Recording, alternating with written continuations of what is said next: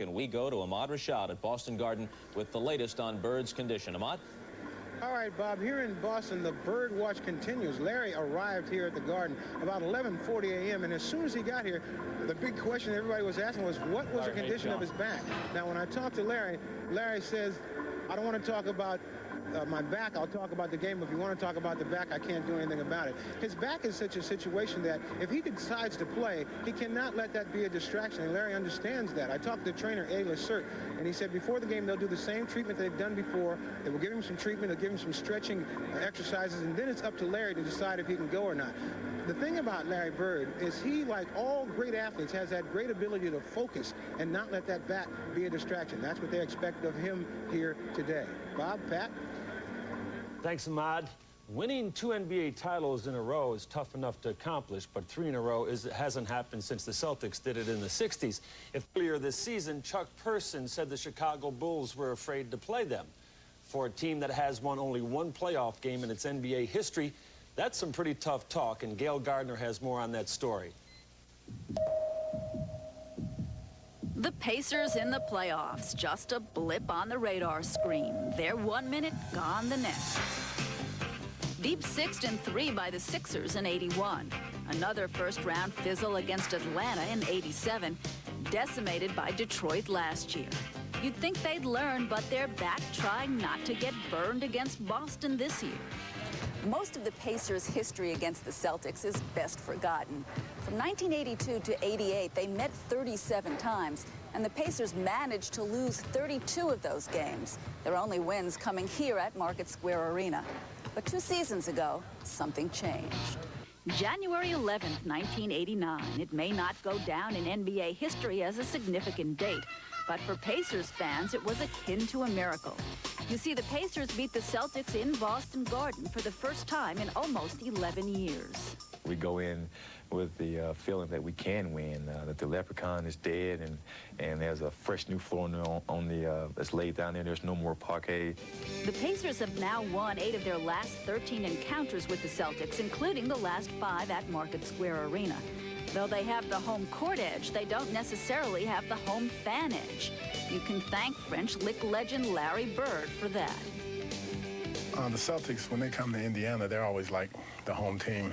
And so there's always an added incentive for us to beat them because, you know, they have Bird, who, you know, Bird is God in Indiana. Tell that to Chuck Person, who riled everybody up when he said he owned Larry Bird. To which Bird replied, he doesn't own a dog, much less me. Larry's a legend, and Chuck is a very young, aggressive ball player.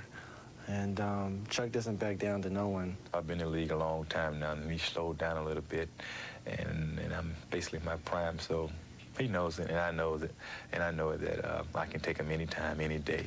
Yeah, whether it's on the court or in the streets, I'm at my best now. Person's outspokenness is not without cause. When Bob Hill took over for Dick Versace, he encouraged it. He felt his club was too quiet.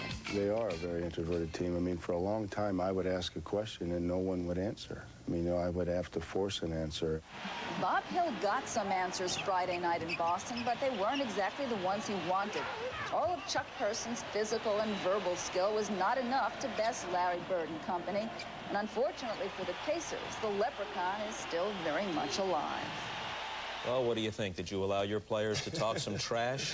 We had a player one time that was always talking. He never won anything, but he was part of the Lakers, and I can remember trying to go to the sidelines, and I got his attention one night, and after he was really ridiculing one of the other team's top players, I said to him, what is it, ignorance or apathy? And he said, I don't know and I don't care. You know? And I think Chuck Person fits into the same category. Now, as Gail pointed out, the Pacers in their history have won 1 NBA playoff game. The Celtics have won 260. In fact, Bird, Parish, and McHale all individually have played in more playoff games than the entire Pacer roster combined. But there's one important fact. The Pacers won 3 ABA championships, and don't ever forget the ABA under Bobby Leonard with Mel Daniels and Roger Brown and Bob Netolicky and the great Freddie Lewis. They won 3 ABA titles. Never had any experience with the ABA myself. Always was in the #1 league. I'm sorry about that, Bob. Hey, I don't suffer these ABA put-downs gladly. As an old Spirit of St. Louis man, I can't stand for this. Out to Boston Garden we go. Here's Larry Bird warming up before today's game, and all indications are that bad back and all, he'll be able to play. Had the triple-double in Game 1, and he'll grit it out today against the Pacers as the Celtics look to take a stranglehold on the series. We'll see you at halftime.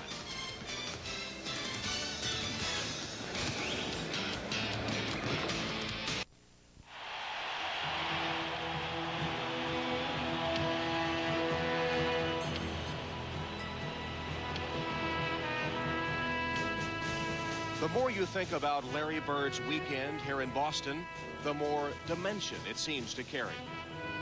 You see, this isn't just a story of courage and leadership and inspiration. That part is obvious.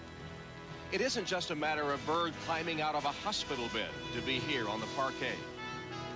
And it isn't just the effect on his wide-eyed young teammates, showing them with each agonizing step the very definition of Celtic pride. No, the point about this weekend is the worry, indeed the fear, that each time we now see Larry Bird might be the last time. At age 34, facing off-season back surgery, his stricken look and restricted gait seem to warn us. This is precious. Savor the moment. Larry Bird's special gift will not be available much longer.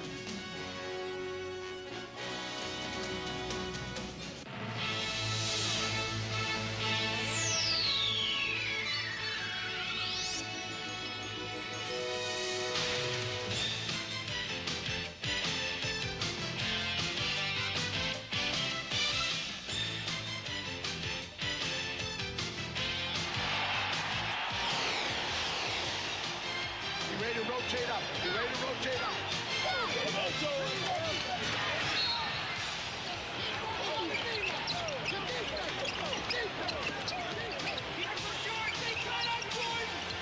Michael at the foul line. A shot on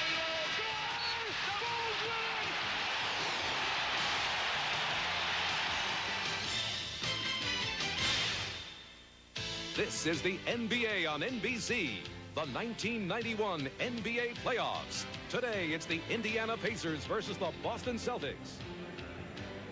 The 16 championship banners that adorn the rafters at the Boston Garden standing as testimony to the greatest dynasty in professional basketball. It's springtime, and the Boston Celtics are in the playoffs once again.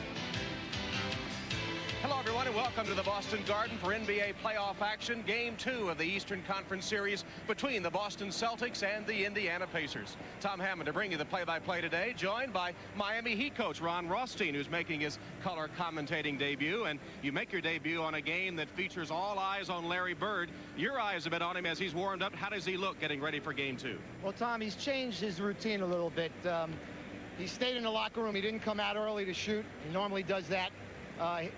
We watched him through the pregame warm-up. He's running gingerly. There's definitely pain there, but he's made up his mind to block it out, and he's ready to play. Well, it took all that Larry Bird could do to pull the Celtics from behind to a 7-point win over the Pacers in Game 1. This Indiana team may be unknown around the country, but a young team that seems to be on the rise. There's no question about it. They had a sensational end of the season. They played very well here in Game 1. They've had two outstanding explosive scorers in Chuck Person and Reggie Miller, and a terrific sixth-man coming off the bench in Detlef Schrempf. And they feel very confident they can win here today in Boston Garden. Well, during today's contest, there will be sort of a game within the game. And with more on that, here's Ahmad Rashad. All right, Tom. First of all, I concur with Ron Rothstein. I was in the Pacer locker room before the game, and they felt like they had a chance to win the game on Friday. They just got a little tentative towards the end of the game. There also is a great matchup here today, a great NBA matchup between Chuck Person and Larry Bird. Now, not only did they put out a lot of good basketball, but a lot of trash talking along the way. I talked to Person. He said that today I may talk trash to Bird the first 45 minutes, and then I better leave him alone. Tom? That's right, Ahmad. In Game 1, Larry Bird, perhaps motivated by Person, took control of the game in the final 3 minutes. We'll be back to the Boston Garden for the starting lineups in just a moment. Today on NBC is brought to you by Nissan, built for the human race. By New Haviland Formula 3 motor oil. Add more life to your car. And by America's favorite light beer, Miller Lite, proudly celebrating the sale of its 3 billionth case.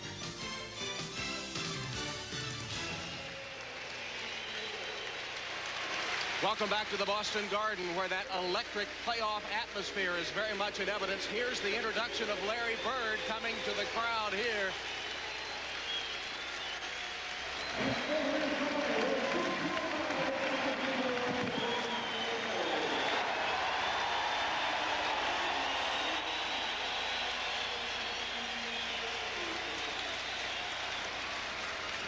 Larry Bird was definitely the difference in the game in Game 1 as the Celtics took a 127-120 victory. Let's take a look at the starting lineups now. First for the homestanding Boston Celtics. Larry Bird had a triple-double, 21 points, 12 rebounds, 12 assists on Friday night. Kevin Gamble starts at the other forward for Boston. The center is the Chief, Robert Parish. He hit his first 10 shots in Game 1 against Indiana.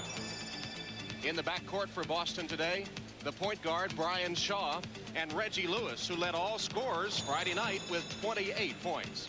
Chris Ford, the former Celtic player and assistant coach, now in his first year as head coach of the Boston Celtics. And here's the starting lineup now for the Indiana Pacers. Their leading rebounder, LaSalle Thompson, starts at one forward. The other forward, the high-scoring rifleman, Chuck Person, who averages 18 a game.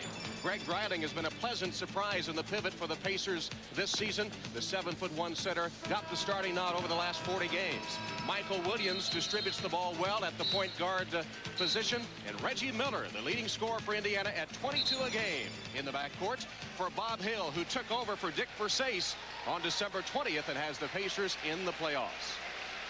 Larry Bird, a little gingerly running up and down the court in the warm-ups, taking his spot here in the starting lineup. He played 41 minutes despite the pain on Friday night. No one on either team played more.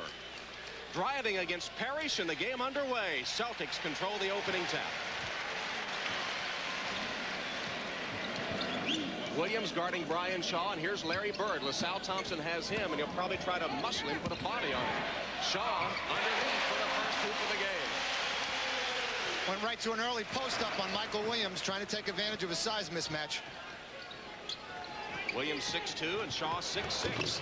Outside shot won't go on the floor. Here's a run out. Wide open Gamble for the slam. This is something that has bothered the Pacers in the first game. The Celtics like to challenge a shooter and run out, and they have to do a better job covering the backcourt. Greg Dreiling checked by Larry Bird to open the game, and Dreiling out at long range to see if he tries to post up. LaSalle Thompson gets the roll from outside. Celtics lead is 2. Lewis can't hit the reverse. Dreiling with the rebound and the outlet to Williams. Miller wide open. Pacers do that extremely well on a fast break, spotting up for jump set, at times even spotting up for threes. Miller only scored 4 points in the first half Friday night. He told us he was going to try to get off to a fast start tonight, really going to try to get it going early, and he hits his first shot. Game tied. Lewis. Parish with an offensive board. Pick and roll defense, something the Pacers worked on hard yesterday at practice. Double on Parish. He gets it to Shaw. Backside steal. Michael Williams knocked it away, but it's ruled Boston's basketball as Williams hit it last.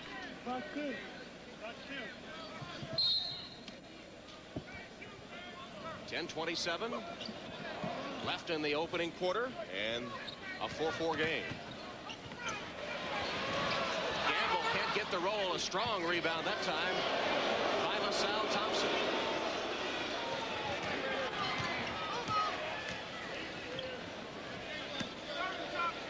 Chuck Person against Gamble. Holloway is there, and the Pacers have their first lead. Person's initial bucket makes it 6-4 Indiana.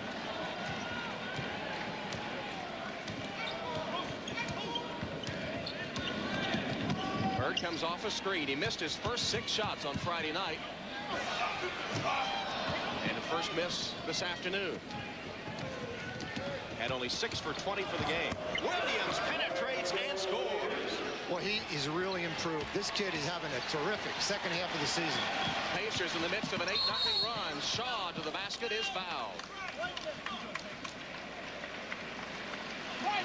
Michael Williams in the open floor, right to left crossover. He splits that seam, makes a tough left-handed shot going to the basket. He had great success the other night, breaking the Celtics down off the dribble, and he's starting out doing it again today.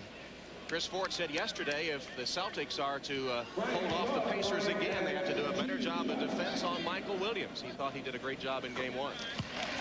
Here's Brian Shaw hitting the first free throw. He'll have another. Shaw and his dad plan to go fishing in Alaska when the playoffs are over. They've done it the last 3 years. He says it's his favorite thing of the year to go fishing with his dad in Alaska. Dad Charles lives in Oakland.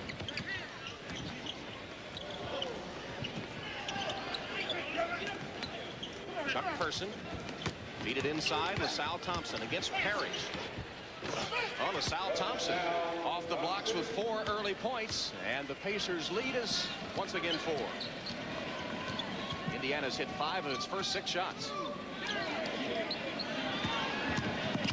Lewis. Reggie Lewis, 28 points, hitting 10 of 19 the other night. Shot by Williams won't go. Dreiling wrestling with Larry Bird. And a foul on Indiana. Here comes Williams again, off the dribble in the open floor, taking it to the basket. The Pacers are committed to running the ball back at the Celtics every opportunity. They wanted to get into their early offense as much as possible. That foul was called on Greg Dreiling of the Pacers as he battled Bird for the rebound. And there's an over-the-back foul, LaSalle Thompson. First foul on Thompson. LaSalle trying to get that pass, reaching over the top and grabbing Larry Bird on the arm. You expect to see Bird posting up more since his mobility is reduced a little bit with a back injury? I'm a little surprised he's trying to post up LaSalle. I figured he'd take him on the perimeter more. 2-point game. Parish sets a pick and then rolls to the hoop, leaving Bird open from outside. He's 0 for 2. Miller the other way. Reggie Miller, baseline jumper won't go, but a Celtic foul. The explosive Reggie Miller gets to the foul line a lot and is the NBA's best free throw shooter at 91.8% on the regular season. The pace of the game right now is exactly what the Pacers want. They want to be committed to running for 4 quarters. They want to push the ball and run as much as possible for 48 minutes. Celtics right had a, excuse me, Ron, a free throw advantage in that first game that enabled them to hold on for the victory. Yeah, right now we've got Indiana has 4 points off their early offense. When we talk about early offense, we're simply talking about pushing the ball back, trying to get a quick score after you're scored upon. Well, a rare miss by Miller at the free throw line, and the lead is 3 for Indiana. A little half-court trap by Indiana. Love to do that after a timeout or off the free throw line. Shaw had it roll off, and Dreiling with a tough rebound. Here's the Pacer break, 3-on-3. Person, yes. Spot-up jumper off the fast break. Back in the half-court trap. Gamble finds Lewis. And Lewis, taking up where he left off the other night, has 4 points. And it cuts the Pacer lead to 3. Williams lost it, but Gamble couldn't control it before it went out of bounds. Pacers get it back. Boston did a great job against the half-court trap that last time down. Got the ball to the middle, turned and looked to the weak side. Perfect execution. 7:40 remaining first quarter at the Boston Garden. Game 2 of this playoff series. Pacers with an early lead. Chuck Person's fall away is no good. Dreiling. Oh, and a tough rebound, and he puts it off the rim. Bird got a piece of it, and then a foul. Bird can't believe it. Pacers are going to... Think there's a little contact down there? Wow. Dreiling had the slam, and he threw it down so hard it came out, and then Bird, oh, he can't believe it. He thought he got ball only. Look at him. Little disappointed. The Pacers are committed to try and go to Chuck Person and take advantage of the matchup, the size advantage with Chuck against Kevin Gamble. And that's the second time here today they've gone to that post-up for Chuck. And it's created some opportunities on the offensive boards. Greg Dreiling had started only 4 games in his previous 4 years in the NBA prior to this season. He had 42 starts this year. A very pleasant surprise for the Indiana Pacers. Started in a half-court trap. Now they're matched up man-to-man. Robert Parish. Shaw off the offensive board. Brian Shaw with a putback. He has 6.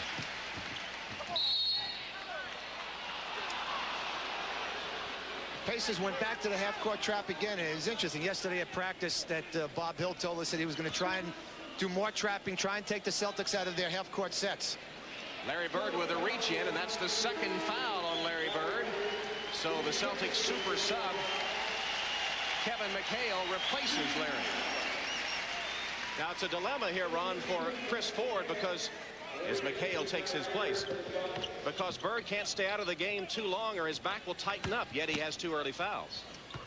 Oh, well, they're going to have to do Thompson, pretty hooked. They're going to have to do what they can to keep that back loose over there on the sideline.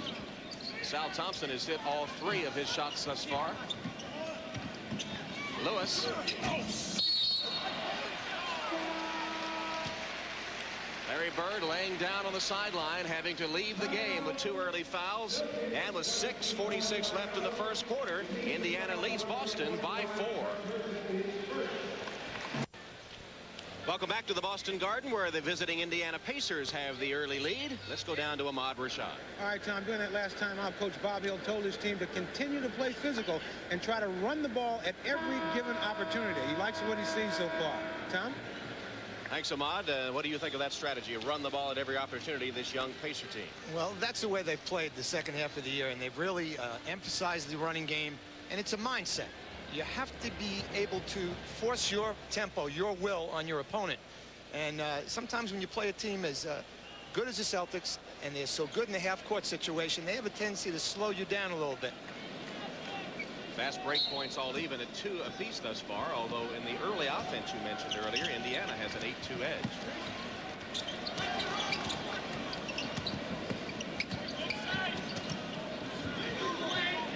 Lewis against Reggie Miller. That was a good battle on Friday night. They fought each other tooth and nail the entire way as Brian Shaw hits another basket. He's carrying the offense for the Celtics. 8 points on 3 of 4 shooting. Williams. It'll count and a foul. Michael Williams, for the second time in the game, penetrating all the way to the hoop. This time he also draws the foul. Great little brush screen there by LaSalle Thompson. Michael Williams drives hard off his back and goes strong to the basket. Draws the contact, accepts the contact, and completes the play. Big time play by Michael. Michael Williams was on the Detroit Pistons championship team, 88-89. He's the only Pacer that has a championship ring. He's been around. He's also been the property of Phoenix, of Dallas, of Charlotte, and played for Rapid City in the CBA. That could be a pretty good motivator. Half-court trap once again. Now they've matched. Quick move by Parish. He spins for the slam.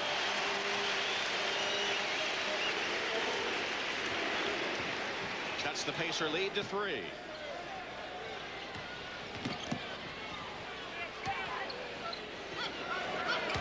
Person.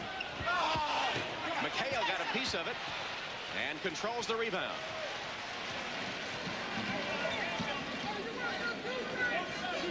Shaw looking inside. Lewis comes off a screen. Now McHale posting up on LaSalle Thompson. Lost it, and Williams takes it against Shaw. Shaw fouled him. The Pacers are committed to double-teaming Kevin McHale. They went over it in practice yesterday, and he's the one guy they're going to run at right away and try and make a passer out of him. And Reggie Miller did make a swipe at McHale on the double team, and McHale lost it. Williams draws the foul from Brian Shaw.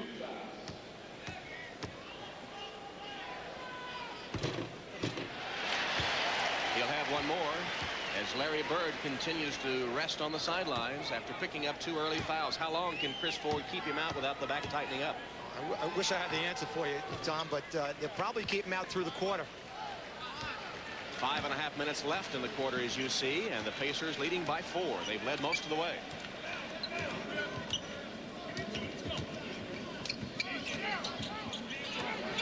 Parish inside against Dreiling. Nice fake. And he got the basket. Quickly pushing the ball down. Person passes to Miller, got control, and then lost it. It hit underneath the basket. Now what are they calling, Coach? They're calling it's a block shot. It's out of bounds off of Boston. It'll be Indiana ball on the side. There it is. You see the last touch was by Reggie Lewis. Indiana is doing a great job of getting the ball out of the net, out of bounds, in and up quick after Boston scores. I don't think they could do it any better. And that's what you're calling the early offense, right? That's right. Reggie Lewis and Reggie Miller once again going at it tooth and nail.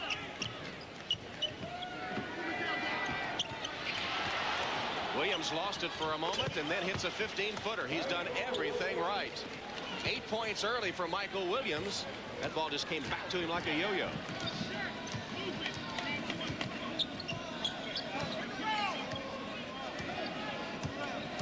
Brian Shaw with a screen from Parish.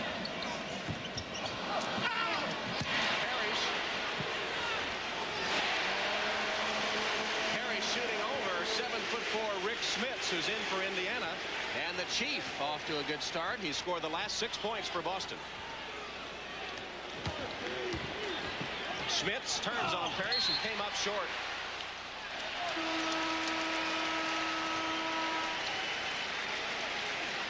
There's Robert Parish coming over. He and Brian Shaw playing pick and roll. Sets the screen and rolls to the basket. He now has good rebounding position.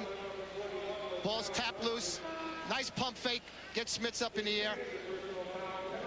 The man just he never ceases to amaze people. He just keeps rolling right along. So Larry Bird is going to come back into the game. He enters with 4:14 remaining in the first quarter. Kevin McHale is at the free throw line. And it rim out. McHale in that great tradition of sixth man. There's a man that may be the best sixth man in the NBA, Detlef Schrempf of Indiana. Kevin McHale in the tradition of Havlicek and Ramsey. The sixth man for the Boston Celtics. I told you he'd bring back right away. 1 point game. Miller hit the off-balance shot and was fouled as he let it go. Great shooting touch by Reggie Miller. He'll have a chance for a three-point play. Off the early offense again, stepping back. Reggie Lewis challenging the shot and fouling Reggie. He told us yesterday he wanted to come out more aggressively. He felt that he started slowly the other night, and he wanted to let the game come to him, but he said today he's coming out after it. But he's missed 2 free throws already. He's the best in the NBA. Larry Bird hits his first shot. He's 1 for 3, and the Celtics pull within a point. Nice fake by Person. Schrempf hit him, and then Smits lays it home. Great pass by Chuck Person. Indiana by 3. Chuck's not really noted for his pass. He had 7 assists in game 1. Teammates had to be shocked. Bird's now hit 2 in a row.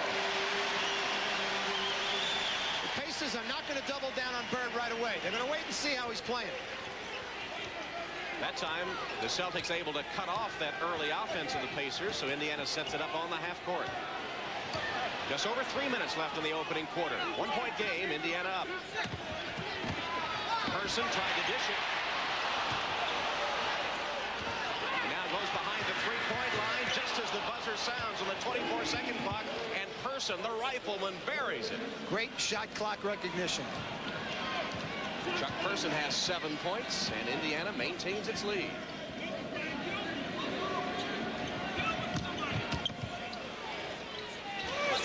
Parish can't hit the fall away, and a tough rebound by Detlef Schrempf. Indiana again in a hurry. Shaw with a steal, and Parish will be all alone.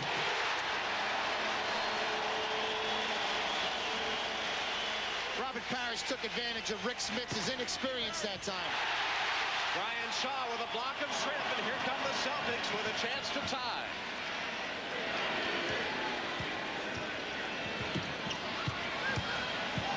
Shaw. Great left hand down low by Brian Shaw. Got a nice little jump hook down there. He's been using that height advantage on Michael Williams of 4 inches to good advantage here in the first quarter. Now 10 points. Game is tied. Williams missed on the scoop. There's Bird, bad back and all, on the floor to get the loose ball.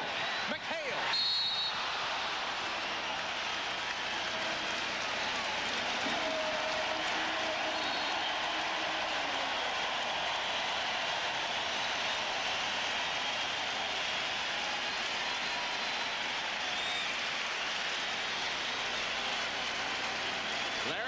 showing these fans what the Boston Celtics are all about.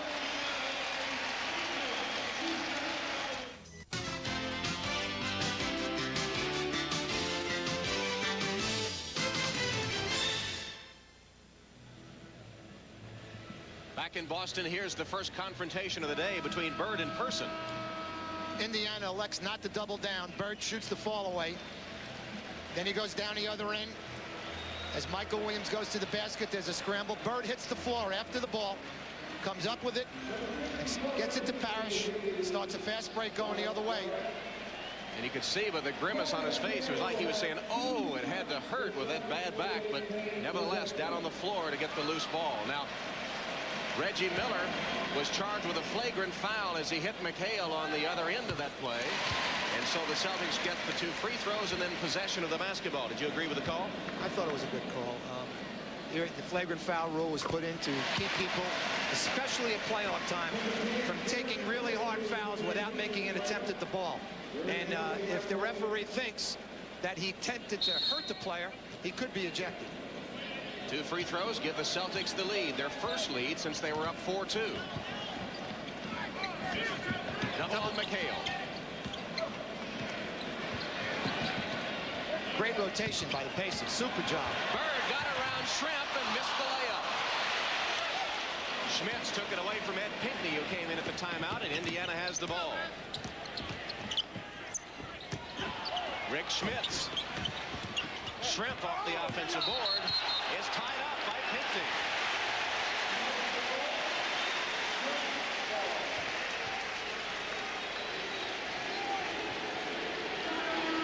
Shrimp.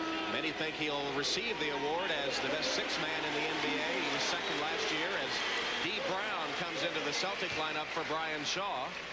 Brown is the rookie out of Jacksonville that the Celtics think was the steal of the 1990 draft. 19th player picked.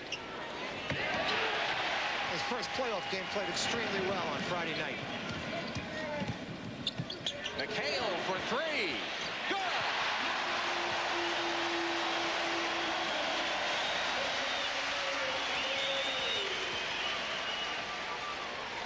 Celtic lead 34-29. Inside the final minute of the opening quarter. Shrimp.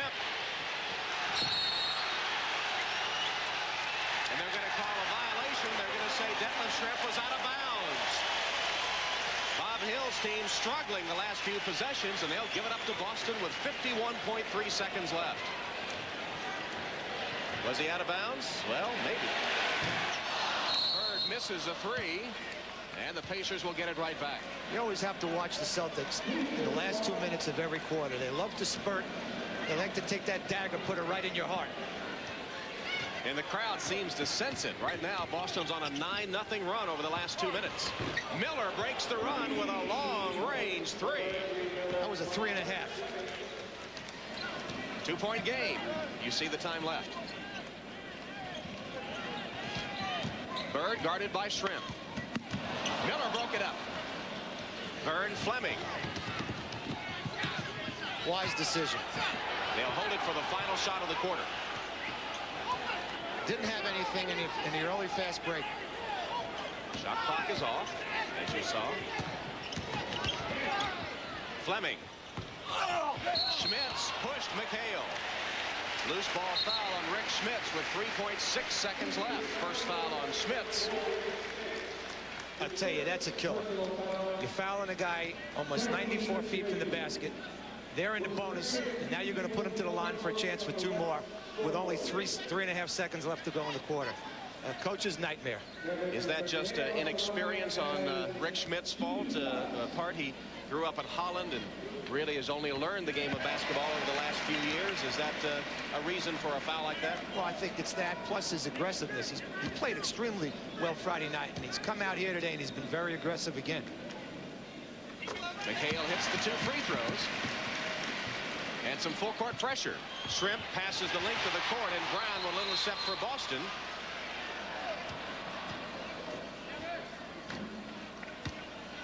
Play is stopped, and I don't really know why. Do you, Coach? No, I don't. I don't understand. Chris Ford doesn't either. He's trying to get an explanation. Are they saying time should have expired in the quarter? I don't think so, but to tell you the truth, I'm not sure. Clock shows 1.9 seconds. The Celtics may have called a 20 right after they intercepted the pass. I know Chris was calling for a 20, but Bob Hill's at the scorer's table to get an explanation. I think one of the officials said the clock didn't start on time. Well, that's a possibility, that's for sure. Boston has a 4-point lead, courtesy of 2 McHale free throws on the loose ball foul by Rick Schmitz. As we try to sort out the final second plus of the first quarter.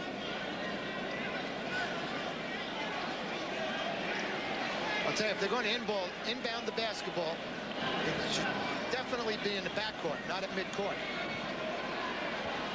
Let's see if we can pick up exactly what happened.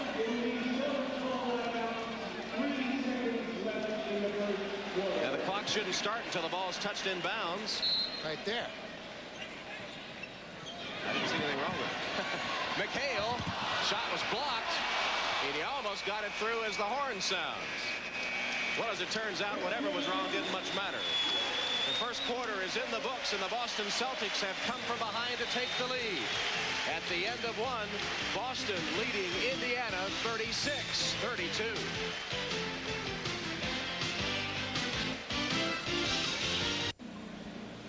Tom Hammond and Miami Heat coach Ron Rothstein at the Boston Garden, ready to start the second quarter. Chuck Person in his battle with Larry Bird this afternoon had 7 points in the first quarter, while Larry Bird scored 4. And Bird spent some time on the sideline with foul trouble. He picked up 2 quick fouls. Both teams shooting well in the early going. Indiana getting out on the break and hitting 57%. Boston 50% shooting in the first quarter.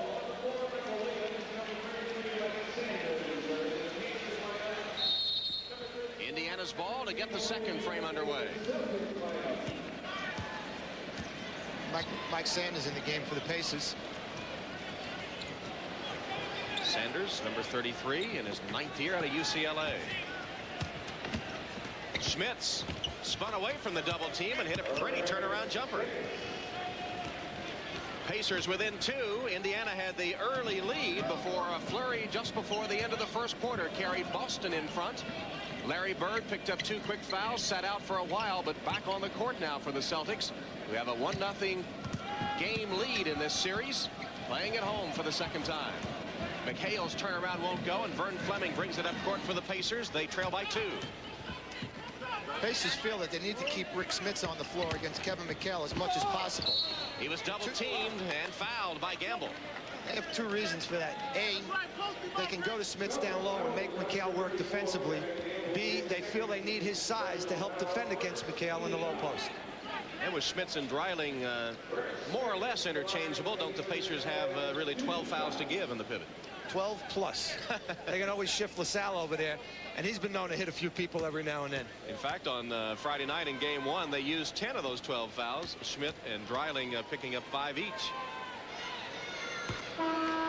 Rick Schmitz had a little bit of a disappointing year, but lately he's playing very well. And he played extremely well in game 1. 17 points in 19 minutes.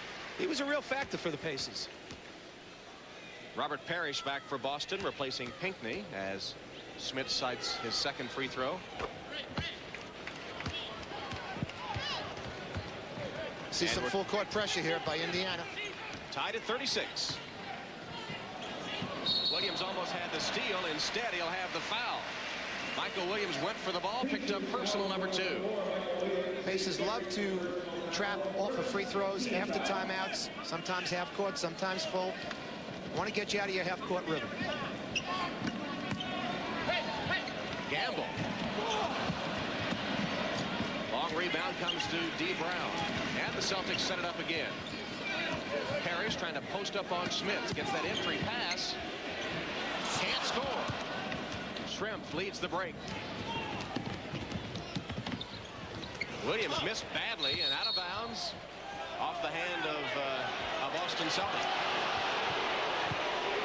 Pacers and the Celtics both have people who can rebound and bust out off the dribble to lead fast breaks. Bad shot by Williams. Pacer miss, and Brown up court in a hurry for Boston. McHale couldn't get the shot away. Double team McHale. Got rid of the ball to Brown. Williams stripped him. There's 7 seconds on the shot clock. Spacing on both teams is not good right now. Trying to over-penetrate to too much in a small area, and too many people in those areas. Shot clock to 4. Bird lost it. And Williams picks it up for Indiana. Thought he was just going to let it go out of bounds. He's so quick, he grabbed it before it could get past the baseline. He's not letting anything get out of his hands. Sanders. I didn't think he had that kind of range. Sanders from outside. 2-point shot to give the Pacers the lead. Mike Sanders is a very good standstill jump shooter to 18, 20 feet. If you let him measure you, he can knock it out. Bird calls for it against Sanders. Oh, that could be a goaltend. Bird drew the foul. I don't know if that was going to go in or not, but I think it's going to be a goaltending call. I think they call the basket good. Larry Bird continues to have productive minutes for the Boston Celtics. We'll be back. By Oldsmobile. Stop by your Oldsmobile dealer and see what's new from the new generation of Olds. By Gatorade Thirst Quencher. Gatorade for that deep down body thirst. And by Federal Express. Absolutely, positively the best in the business twice a day. Sunshiny spring day in New England. It's my boat. Paul, was that your boat? That's my boat. You brought that up from Miami with you, did you? Be a long trip home. And the 3 veterans of the Boston Celtics, Bird, McHale, and Parish, forming the nucleus of this team. And Boston has been most productive on the half court, while Indiana has been most productive getting the ball out in a hurry. We're tied at 38. Pacers have 25 of their 38 points in the open floor right now. Bird on the free throw after the goaltending call. Give him 7 for the game, and Boston's up 1. This is a lineup the Pacers started to go to late in the year, using both Michael Williams and Vern Fleming in the backcourt together. Violent collision that time between Schmitz and Parish. Robert bumping him early, then trying to take a flop. Darryl Garrettson wasn't buying it. First foul on Robert Parish. 9.5 minutes left in the second quarter. Boston leading 39-38. 7'4", Rick Schmitz with a drive to the basket. Stop the presses. This young man is really coming on, playing with great confidence. 8 points for Schmitz. Brown open off a screen. And rebounded by Vern Fleming. Indiana once again wants to push the ball. 15-footer. Bird can't get there. Oh, Bird hit the floor hard. Bounces right back up. This guy is fearless. I mean, this is ridiculous. Would you look at him? He doesn't care. Oh. He just wants to win. He just wants to win. He'll do anything he can to win a basketball game. Double team on Bird. Changing up a little bit. Double him once he put it down. And Gamble couldn't hit. Indiana could take the lead, or they do have the lead, could add to it. Schmitz tried to pass it, and he probably should have taken the shot. Indiana will get it back. Getting nice minutes off their bench with their second unit, the Pacers are. Williams finds Shrimp. Double team. Fleming. That's a charging foul on Vern Fleming of Indiana. And there's Larry Bird on the floor again, taking the charge this time. I think he likes pain. It really is incredible. This is one of the all-time greats, and he's showing everybody why. And as we said to open the telecast, savor these moments. We don't know how much longer that man can play, but when he does play, he spares nothing. He is all out. They give Brown the 3. Gamble with a follow. Boston by 1.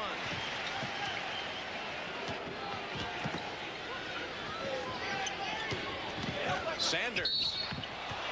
Foul. It could be on Bird or McHale.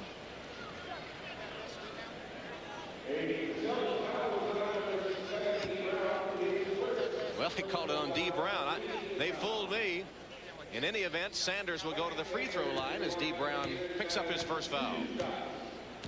Foul must have occurred early before Sanders got into that heavy traffic under the basket. Normally the Pacers hit about 81% of their free throws, but free throw shooting a sore point in the first game, and again here this afternoon as Shaw replaces Brown. I think we... Mike Sanders, who's played also for San Antonio, Phoenix, Cleveland, and in the CBA. Misses two, and Bird has the rebound. Not only did they miss the 2 free throws, but they lose the opportunity to put their trap on. They only like to do it after they score off the foul line. Double team. Bird. Larry Bird with 9 points, and the Boston lead goes to 3. Schmitz got a pretty good body from Parish, turns on him and scores. Rick Schmitz keeping the Pacers alive over the last couple of minutes. He's in double figures.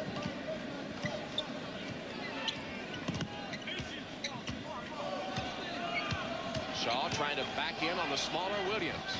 Jump shot rolls off the back rim and through.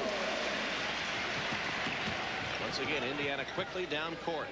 7 minutes left in the first half. 3-point Boston lead. Sanders off the back rim, and Larry Bird with another rebound. 5 for him. Schmitz knocked it away. Williams against Bird. McHale with the outlet the other way. Shaw's wide open. Parish was over the back of Rick Schmitz. Loose ball foul. The Chief, Robert Parish, his second. And we've got a timeout with 6:38 left in the second quarter at the Boston Garden. Larry Bird and the Celtics leading the Indiana Pacers by 3, 45-42. All right, welcome back to the Boston Garden. I'm Ahmad Rashad, and Rick, we've been talking about Rick Schmitz, who didn't start playing basketball until he was 14 years old. He's from Holland, and maybe one of the reasons he's playing so well today is that his father is here from Holland, Mr. Odd Schmitz. Your son's playing very well.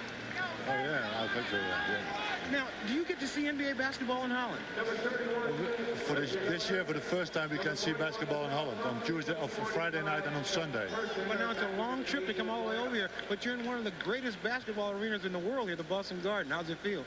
It feels fine, especially when my son is playing there. All right, good luck to you. I hope you stay around for a long time and watch him go all the way. What do you mean, watch him go all the way? If they win the championship, he goes all the way. Oh. I think it's going to be tough to win the championship. That's right. I'll give it a good try.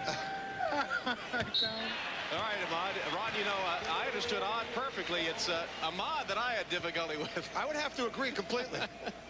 We'll have to talk to Ahmad a little bit about that a little later on. 45-42, the Boston Celtics with the 3-point lead and the basketball. Parish against Rick Schmitz.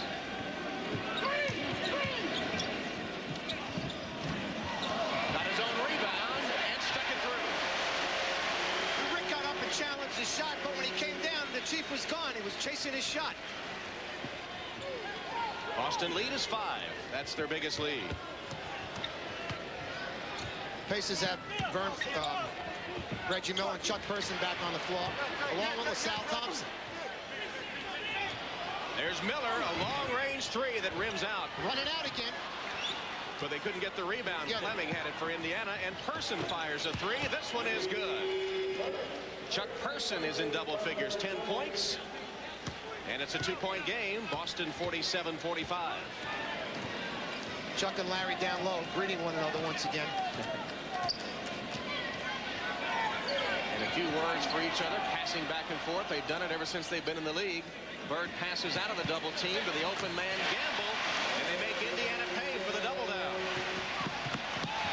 Pacers try to push it again and throw it away. Yes, sir.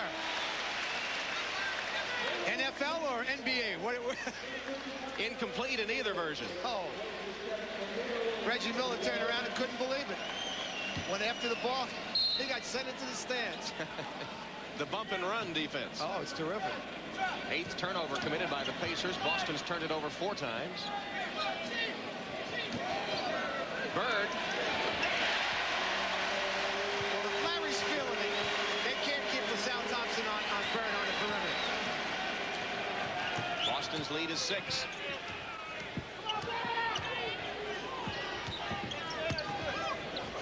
LaSalle Thompson can't answer the Bird shot. And Boston with a chance to add to its lead. Brian Shaw lobs to Parish, and Fleming broke it up. Indiana trying to go right back to Bird, but Larry did a great job of bumping LaSalle off a deep post-up position. LaSalle turned around, and you don't want to take a jump shot over a guy that, when you go to power him, you want to take him to the basket. Timeout, 4:29 left in the first half. Right now, Boston has a 6-point edge. Miller Genuine Draft presents #1 draft choices. Today's Miller #1 draft choice is Indiana Pacers center Rick Smits, the dunking Dutchman, the Pacers' #1 pick in 1988. He was the 2nd pick overall that year. 7'4", born in Eindhoven, Holland. Played on the Dutch national team after his sophomore and junior seasons at Marist College. Don't forget, at the end of today's game, we'll be selecting the Genuine Draft Miller Player of the Game. Pacers have slowed down a little bit here in the second half, not out running the way they were in the first quarter.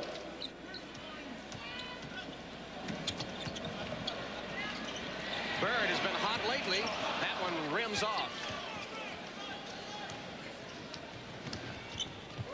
Detlef Shrimp against Larry Bird. Fleming is the open man. There's LaSalle Thompson with a strong offensive board. Person is hit 2 trays in a row, and Chuck Person leads Indiana with 13 points. Great hustle by Vern Fleming. He was getting beat by Brian Shaw. He never gave up on the play. And ran him down from behind, knocked the ball out of bounds. Saved the basket right there. Celtics will put it in play beneath their own hoop as the veteran Vern Fleming makes a hustling defensive play. Detlef Shrimp now matched up against Larry Bird. You see a switch here on that pick and roll. Bird's missed 2 in a row. Thompson. Shrimp did a great job blocking out Parish. Detlef Shrimp wins his way to the basket for 2. I don't know how he did it, but he got there unmolested for the easy one. And the Pacers are back within 1. Little run and jump in the backcourt. Gamble. That breaks a Celtic drought. Gamble has 8 points, and the Celtics back up by 3. Person. 3 times 3. Chuck Person. You think he's feeling it? Chuck's eyes are getting bigger and bigger. He's hit 5 of 6 3-pointers the Pacers have as a team. 4 of them by Chuck Person. Detlef Shrimp in the open court. Takes Larry Bird off the dribble, goes right to the basket. Great crossover step. That's an unusual move. You don't always see that. But I tell you what, the Pacers are making a definite attempt. Every time the man who Larry Bird is guarding touches the basketball, trying to take him off the dribble, make him work as hard as they can defensively to take some of the offensive play away from Larry. 22nd timeout, and ready to go back to play now after that 22nd by Boston. There's Chuck Person. He's hit 3 3-pointers in a row. He has 16 points to lead all scorers. Game tied at 53. Parish double team, and a strong rebound by Person. Indiana has the numbers. Now Boston gets back. 2:40 left in the first half. Excuse me, Coach. I'm sorry, they're looking to post Chuck Person up. I think they got the wrong man feeding. They get it inside, though. Person flipped it in. He's been a one-man wrecking crew of late. Named after the rifleman, Chuck Connors Person, living up to his name and giving Indiana the lead. Isolation here. Lewis on Miller. What a great move. But he couldn't finish it, and Shrimp has the board. Let's see if they go to Person. He scored the last 13 points. There he is. Yes!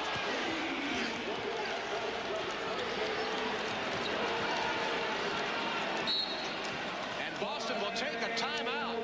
Chuck Person can talk some trash to Larry Bird now. He scored the last 16 points.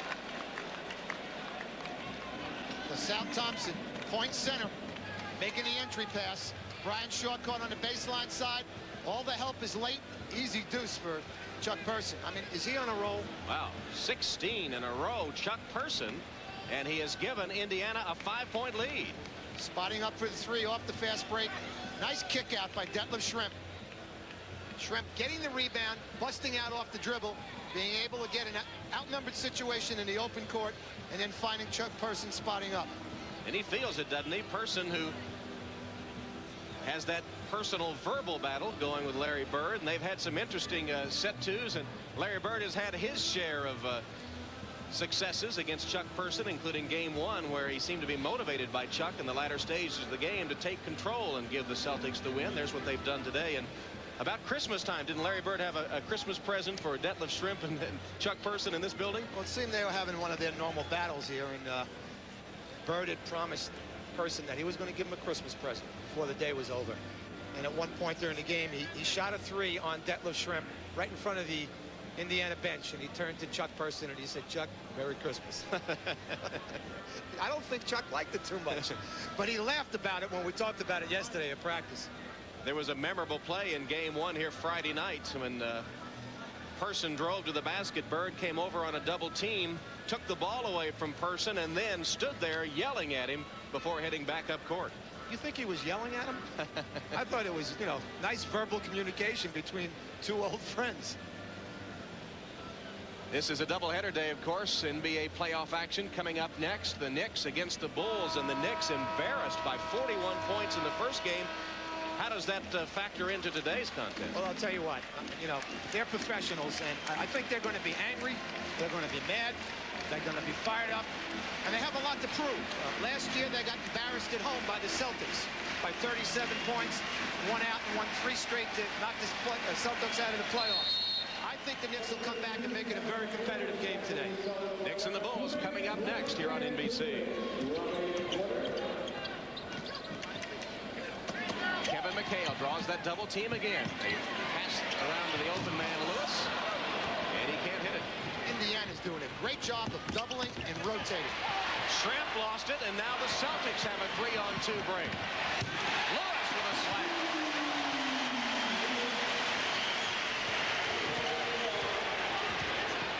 Down to the 1:30 mark, first half. Oh, great backdoor. Backdoor to Miller, who lays it in, and Detlef Schrempf got the assist. Reggie Miller, Detlef Schrempf set that up tremendous. Oh, great job. McHale spins out of a double team and then lays it through. It would have been goaltending even if it hadn't fallen through. LaSalle Thompson hit it on the way down. You know, both teams are playing to their strength right now, and we're seeing another terrific playoff game. Fleming bumped hard by Brian Shaw with 1:10 left. Celtics going down inside, taking advantage of their post-up strength, creating opportunities on the perimeter because Indiana is doubling down, even though they're doing a real good job in trapping and rotating. And at the other end, Indiana stroking that jumper real well, spacing the floor well, creating backdoor opportunities. Interesting game. There's the backdoor play. Schrempf to Miller. Just a moment ago. Brian Shaw committed the old Cardinal sin. When you go out to deny on the wing in the NBA, if you overplay in the passing lane and you don't put a body on that man you're denying, if he sets you up, he cuts back door, and there's always a window there. There's a space there. Schrempf found that opening and completed the play. Fleming's free throws give Indiana a 62-57 lead. Indiana Pacers split the season series with the Celtics 2-2, but didn't win on the road, but not intimidated at all here today. They caught a break that time because their rotation was non-existent. Reggie Lewis missed a wide open jumper. Off the hand of Person, and Boston has it inside the final minute. Bird off the give and go is fouled by Rick Schmitz. Strong foul by Rick Schmitz. His second.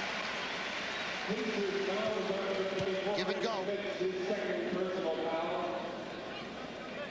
And Larry Bird will hit the free throw line for a pair of shots. An 89% free throw shooter during the regular season, a season that saw him miss 22 games. Greg Dreiling is also going to come in, and Michael Williams for Indiana. The Pacers have a chance right now to get a 2-for-1. There's 39.7 seconds left to go in the quarter. They push it up and get a quick shot.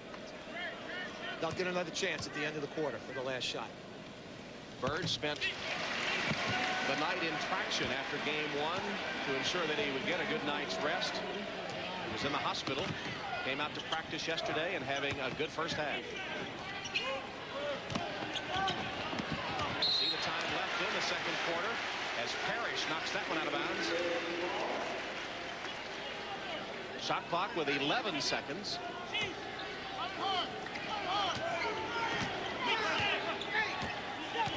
Williams, and there's Person. Oh, don't give him that shot. Somebody's going to have to guard Person. It was a 2. He was just on the line, but he has 23 points in the first half. 6 for 6 in the second quarter. And Dreiling commits the foul. How about that pass? Vintage Larry Bird.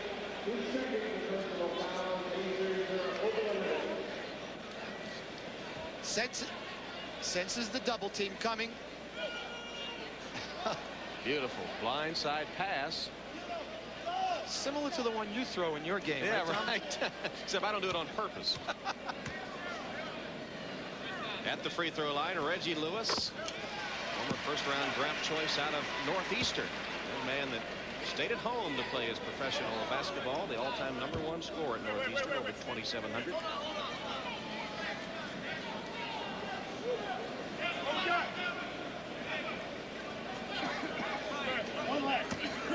We've got 6 seconds now to the end of the quarter. Celtics trying to match up defensively. And you expect the Pacers to push it in a hurry as they have the whole game. This time it's a necessity. Shrimp takes it all the way. Oh, that'll be offensive goaltending. No basket. Dreiling was in the cylinder. And Ron, I think it was going to go through. It sure looked like it from where we're sitting. That could be a big play because that was going to fall through. Instead, Dreiling nullifies the hoop at .9. Let's remember that play and the foul by Rick Smits at the end of the first quarter. That's a 4-point swing. See if it has any bearing later on in the game.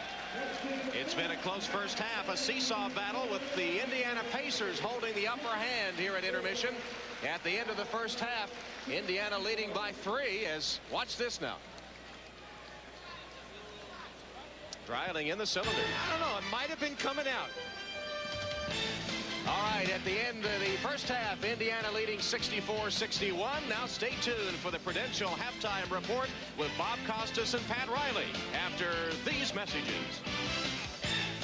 All right, trying to get even. Pacers 64, Celtics 61 at the half. Before we talk about anything else, what about the trash-talking Mr. Person? Well, he's backing up his words today. There's no doubt about that. But the interesting thing, Bob, about the Pacers game, ever since Bob Hill became the head coach, that team is a fast break basketball team. I mean, in the essence of what that is all about. It's a state of mind. It isn't just 3-on-1 basketball or 2-on-1 basketball. It's about advancement of the basketball every single possession after makes, misses, steals. And Person has really dealt with that extremely well. I mean, he's getting down the floor, getting opportunity shots to shoot threes. He's making them. He's unconscious. But it's the kind of game that during the course of the second half may take its toll on the Celtics. And what you want it to do is you want to get them to crack in the fatigue factor. And I think that's what the Pacers are all about. So pace is everything for the Pacers. When a guy gets on a roll like Person's, where he's hit 5 of 5 three-pointers, take it from both sides as a coach. Do you want to alter things to make sure he gets the ball if he's your guy, or will that just happen naturally? And defensively, what kind of an adjustment do you make? Well, you'll look for him, but he will also attract the ball because he'll go looking for it himself. I think one of the reasons why Person is getting so open is because Larry Bird is guarding him. Not that Larry Bird is not a good defensive player, but he doesn't get out. He doesn't trail guys very well on screens, and he plays sort of a soft game defensively. So Chuck's getting a good look at the basket. They may have to put somebody a little quicker on him. Here are Bird's numbers: 13 points, 5 rebounds, 6 assists. But the larger story is shown in this series of plays. Playing with that bad back, spent the other night in the hospital in traction, comes out just to ride the bike and participate in the shoot-around. And look at him. The ball's going to squirt free. He'll dive for the loose ball. Here, you pick it up, Pat. Well, this is one of the reasons why he has a bad back. I mean, he just lets it all hang out. Right here, under the board, there's contact, and that one's going to hurt tonight. I mean, if you're talking about muscle spasms tightening up, he will experience some pain tonight. Right here, you can see another great play by Larry. This is where he's very good as a defensive player. He reads every situation. He was tracking the ball, and he picked up the charge, and again, landed flat on his back. You know, talking about a young Chuck Person talking trash, which he does to everybody, but in particular, he likes to try to goad Larry Bird. Bird is a throwback player, great respect for opponents. There's not a lot of flash, not a lot of an attempt to play to the media. But one time early in his career, Bird made a mistake, which, as I understand it, he regrets. He got 30 in the first half against Dr. J. And he said to the doctor early in the third quarter, "You better come out and play me, or I'm going to get 60. And the doc, who also was a sportsman always in his career, was so incensed in that one flash moment. That's when he went for Larry's throat, and they had that famous fight. Yeah. And I think Larry does regret that. There's no doubt about it. But great players have great respect for each other. I'm not saying that Chuck Person is not a great player. He's a great talent. But until you win a few, until you develop the level of respect from other people, I think it's best really to keep your mouth shut and let the sleeping dogs lie, as they say. One more note here before we send you off to a commercial break. The 5 3-pointers by Person puts him one shy of the full-game playoff record for threes, which is 6, held by several players, including Vernon Maxwell, who did it in defeat yesterday for Houston. The regular season record for 3-pointers in a game is 9 by Dale Ellis and Michael Adams. Person 5 for 5 from beyond the arc in the first half today. After this, Pat has a look at the 2 oldest arenas in the NBA. The game you're seeing comes to you from one of them, Boston Garden, of course. Chicago is the other, and Pat is back with the story after this.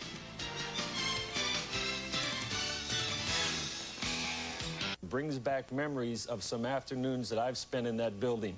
It's one of the greatest home court advantages in the NBA. This year, the Bulls hope to make Chicago Stadium a similar place to fear. And perhaps these 2 buildings can add another chapter to their storied histories this postseason.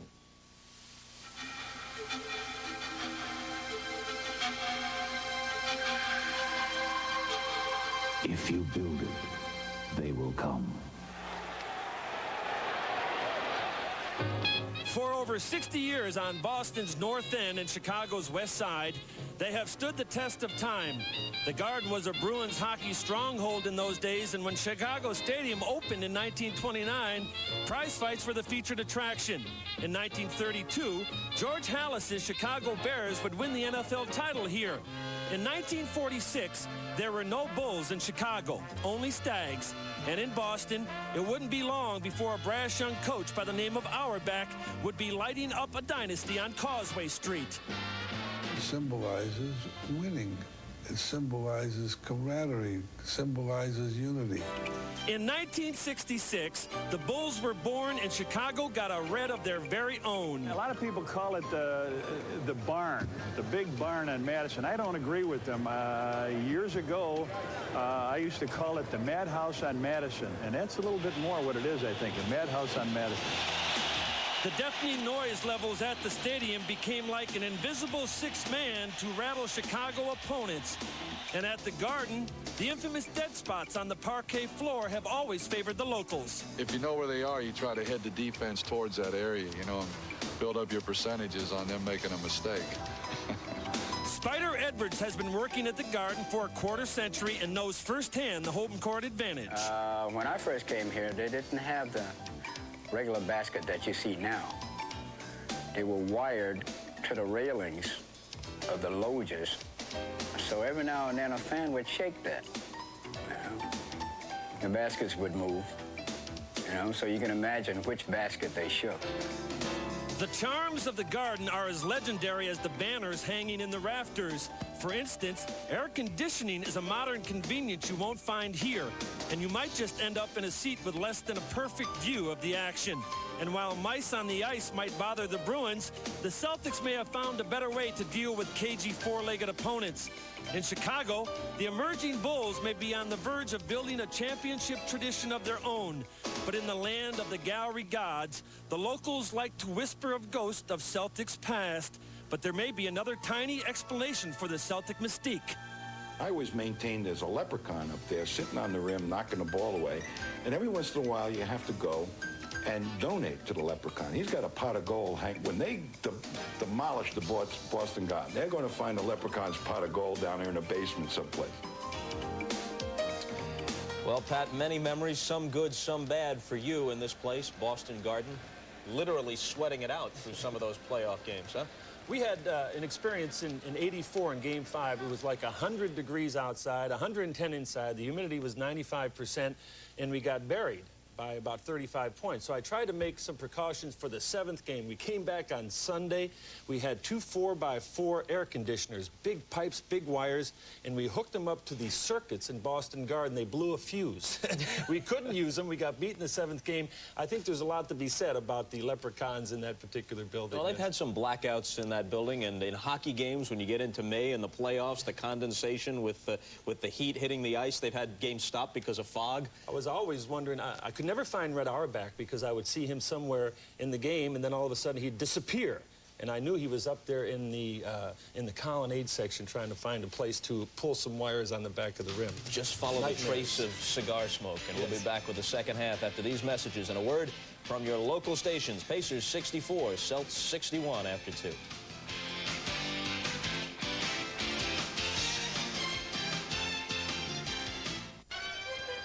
Halftime at the Boston Garden, the Pacers leading the Celtics 64-61. Chuck Person getting the best of his battle with Larry Bird so far. We'll have the second half in a moment.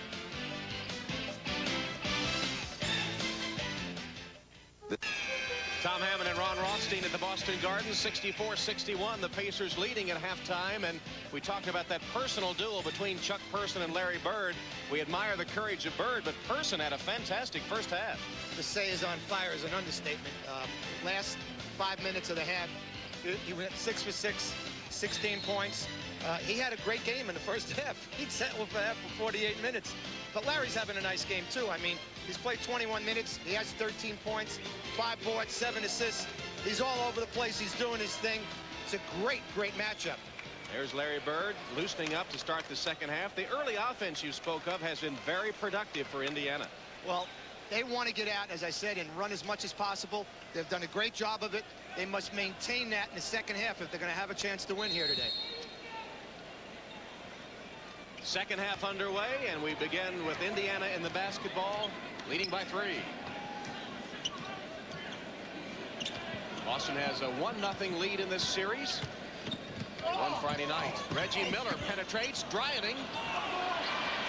Taken away by Lewis. Bird can't handle it. Bird was hustling down court.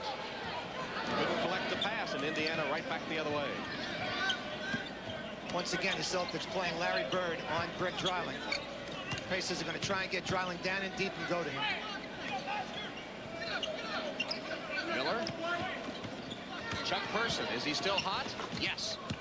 This time he posted up, took Gamble inside, stuck the turnaround jumper. 25 points for Chuck Person, Indiana by 5.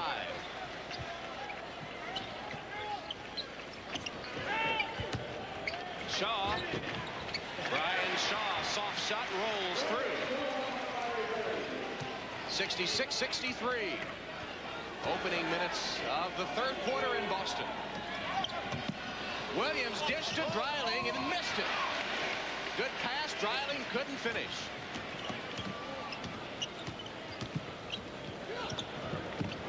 Bird guarded by Thompson and Shaw. Let's get it back. Rimmed out for Lewis. Dreiling. Oh, great catch by Reggie Miller. That one seemed destined for the first row, and Miller went upstairs to get it.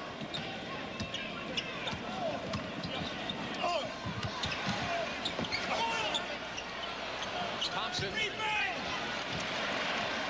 Shaw pushes it up court for Boston. They're 4 on 3.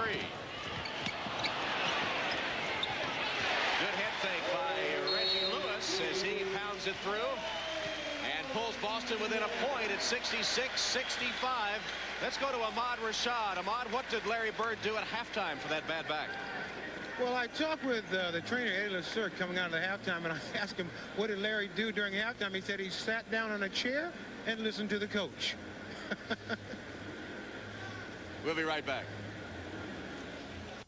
Well, a shot of the pub Cheer, where Cheers is shot with the people lining up to get a look at that. It wound up the television season as the #1 rated show here on NBC. And Kevin McHale of the Celtics was once in an episode of Cheers that appeared on NBC. 66-65, Indiana's lead cut to 1. Pacers with the basketball. And just under 10 minutes left in the third quarter. Chuck Person. Oh, he made a nice pass, and Williams missed the shot. Another rare assist by Chuck Person if Williams could have gotten it through. Chuck is trying to show everyone that he's expanding his game. He recognizes the cut. Larry Bird tries to come from the weak side to help. Gets called for the foul. And it is the 3rd foul on Larry Bird. See, both these teams like to dive a player when the ball goes into the low post. Sometimes it's the passer. Sometimes they'll dive the guy from the top. Both teams are very dangerous when the ball goes inside. Indiana's hit only 9 of 16 free throws in the game, yet they still have a 2-point lead. Have caught trap again.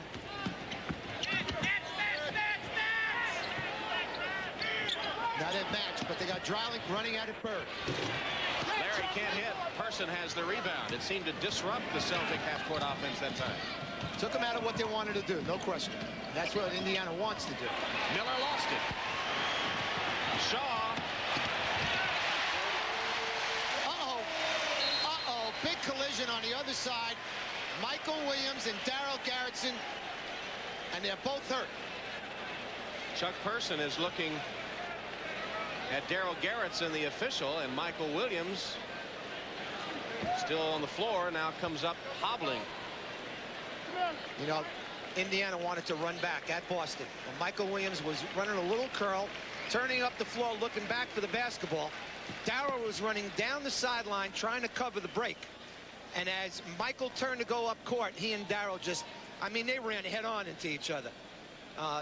That was a tough collision.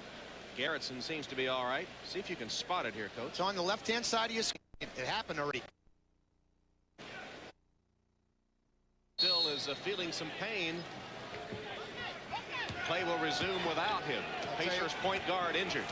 It'll take away from their ability to get out in the open court. I don't think there's any question about it.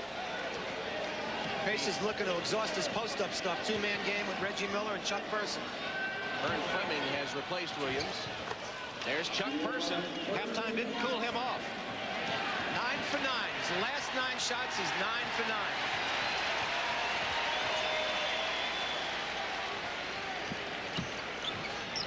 Brian Shaw tried to dish it through the foul.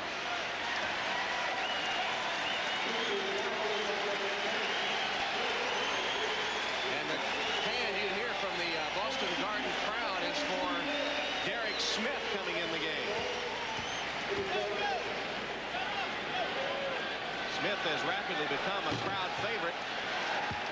There he is. He had knee surgery in September of 1990 and played only 2 games in the regular season. One of them was the final game of the campaign, and then Friday night in the playoffs, unexpectedly he got in the game, and he was in the center of everything. Played 3 minutes, extremely active, dove on the floor twice, got to the foul line, and was 4 for 4 in 3 minutes. What did he tell us before the game today? I can't wait to play. Watch things happen.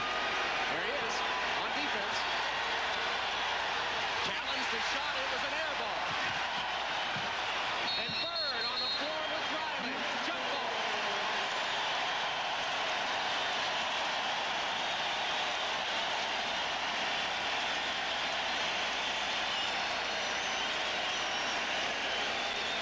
Derek Smith putting the body on Person. Boston challenging his jump shot. See, he forced him out about 2 steps from where he was getting that low post position.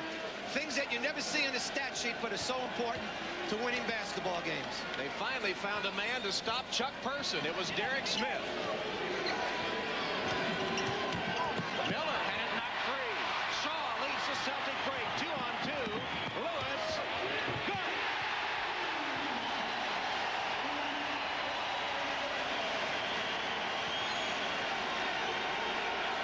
Celtics in front. Loose ball. Smith ties up Person.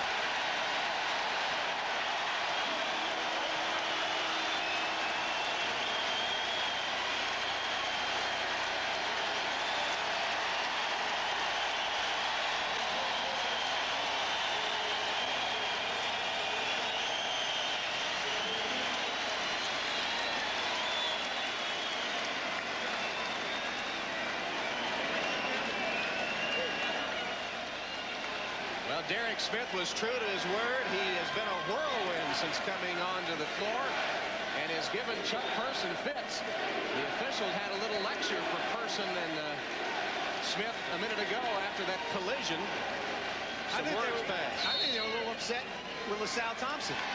LaSalle came running all the way from half court to protect his teammate. Indiana takes a 20-second timeout, giving us a chance to see it again. Derek Smith, number 43, right there. Person battling as well, and then Larry Bird will enter the fray. That's a takedown. Yes, sir. That's worth 2. How valuable is it to a team playoff time to have a man like that, Derek Smith? You can't put a value on it. Okay, it's so important. You've got to have a guy that's willing to come in and do the dirty work, and this is dirty work right here. It's about as dirty as it's going to get. Hello, Chuck. Oh, Chuck kicked him. You see that? Oh, yeah. A Person didn't like that at all. He retaliated with a little kick. Derek said hello. Well, it's taken Chuck Person out of his rhythm. Remember, he had hit 9 in a row. Smith made him put up an air ball and then had him scrambling on the floor.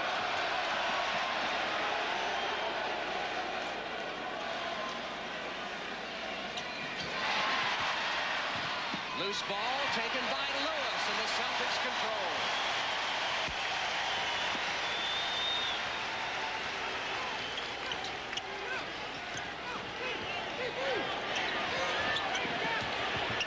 Lewis. Parish on the follow is fouled.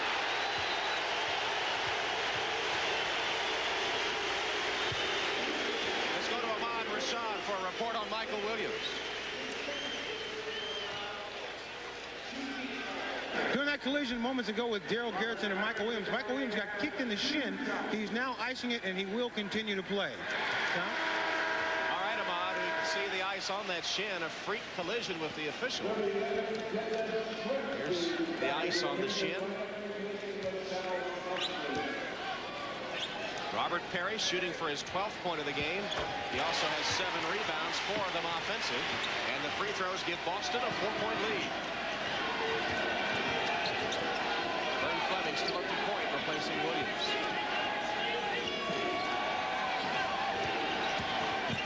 Fleming with a drive and a kick to Shrimp, who was cut off by Parish.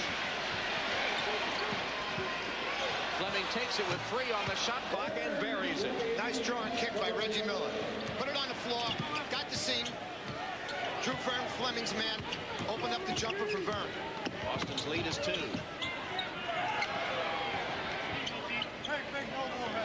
Parish against Smith. That quick baseline spin.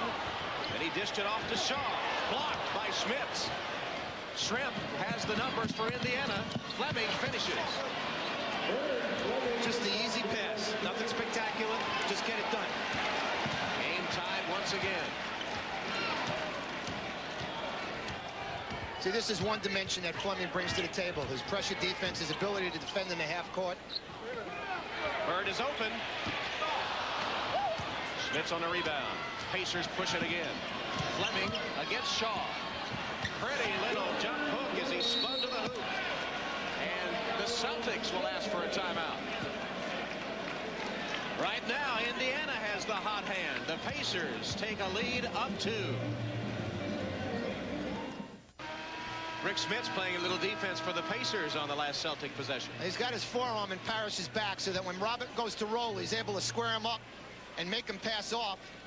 And then he comes back in as Brian Shaw tries his little baby jump hook, blocks the shot, keeps it in play, and starts the Indiana fast break, in which they scored a deuce. Celtics with the basketball, trailing by 2. Just under 6.5 left in the third quarter.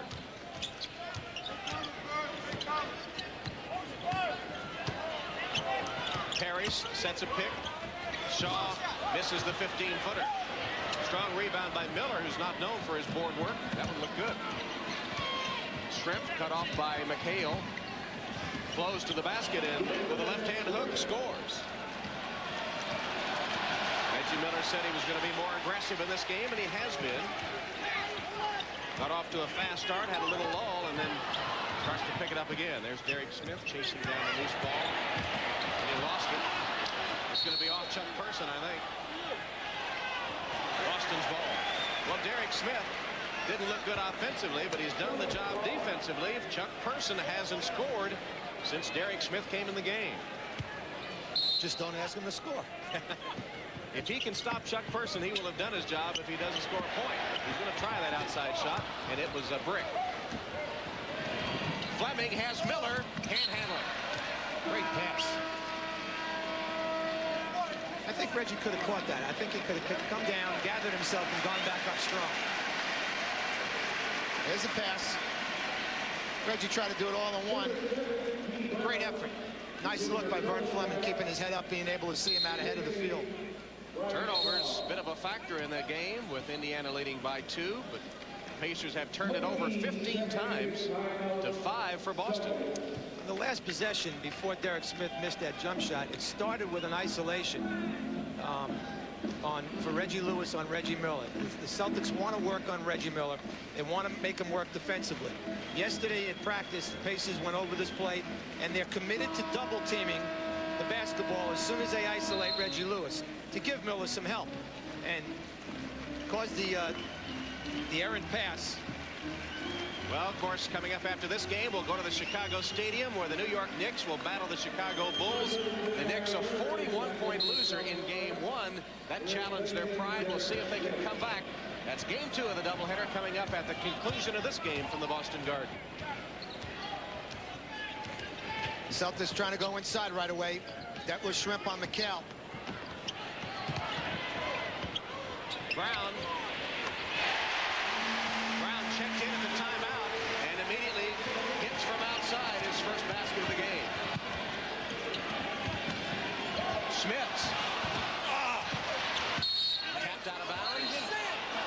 Indiana's ball. Michael Williams, who took that shot to the shin and had the ice on it just a few minutes ago, is back on the court for the Pacers. That was an outstanding move by Rick Smith. 7'4". He was twisting and turning. Pacers get it back. Good quick matchup of Brown and Williams. Outside shot. That's Chuck Person. Just want to remind everybody that gone away. And Derek Smith is on the bench, by the way, the Person stopper. That was a 3. And Indiana's up by 5.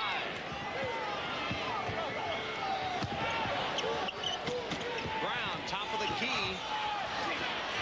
Schmitz and Shrimp, the teammates. Shrimp. Off the dribble. Out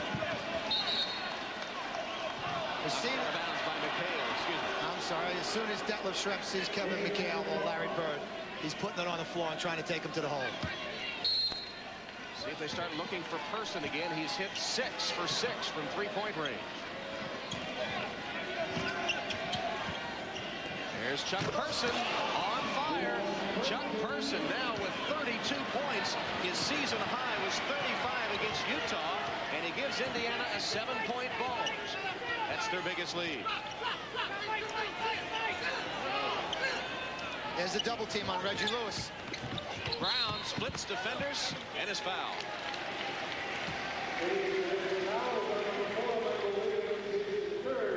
The Pacers yesterday at practice made a conscious decision that they wanted to make Kevin McHale and Reggie Lewis pass the ball as much as they possibly could. And so far, It seems to be working rather well.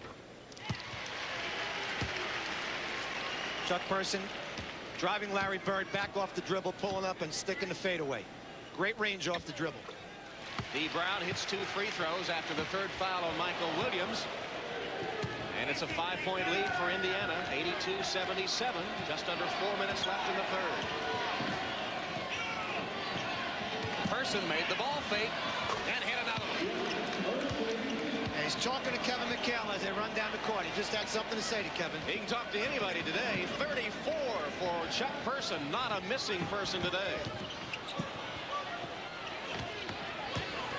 Kevin McHale, double team, somehow got the shot away. He'll go to the line for 2. We have a situation developing here right now with 3.5 minutes to go in the 3rd quarter. The Pacers are playing extremely well. But what we have right now is the Celtics in the bonus for the rest of the quarter.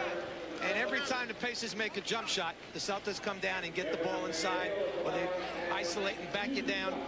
And I just wonder, can you keep shooting 20-footers or 23-footers as opposed to 8 and 10-footers? What's going to happen at the end of the game? Well, Chuck Person has hit those 23-footers a lot, 34 points, 1 shy of his season's high. He's hit 12 of his last 13 shots. Only Derek Smith stopped him, made him put up an air ball. But he only has 2 assists. What do you want? Spoken like a true coach. Reggie Lewis against Person now. Size mismatch in the low post. Oh! Person missed one finally. And the Celtics win the rebound battle. Bird trying to post up on Shrimp. Gets the entry pass and the double team. And Brown is open. Schmitz took it away from Bird. Nice job by Rick Smith. Nice patience. Larry Bird hasn't scored in the 2nd half. Had 13 at halftime. Schmitz from outside. He can shoot. I'll tell you what. You know for sure there's one proud father sitting in this arena today. This kid is playing great. All the way from Eindhoven, Holland. Schmitz is in the States to see the entire series. He's going to go back to Indiana with us. 2:25 left in the 3rd as Lewis comes up short. Then bounced off his chest and out of bounds to Indiana. Right now, the Pacers carrying the fight to the Boston Celtics, and the crowd getting a little uneasy.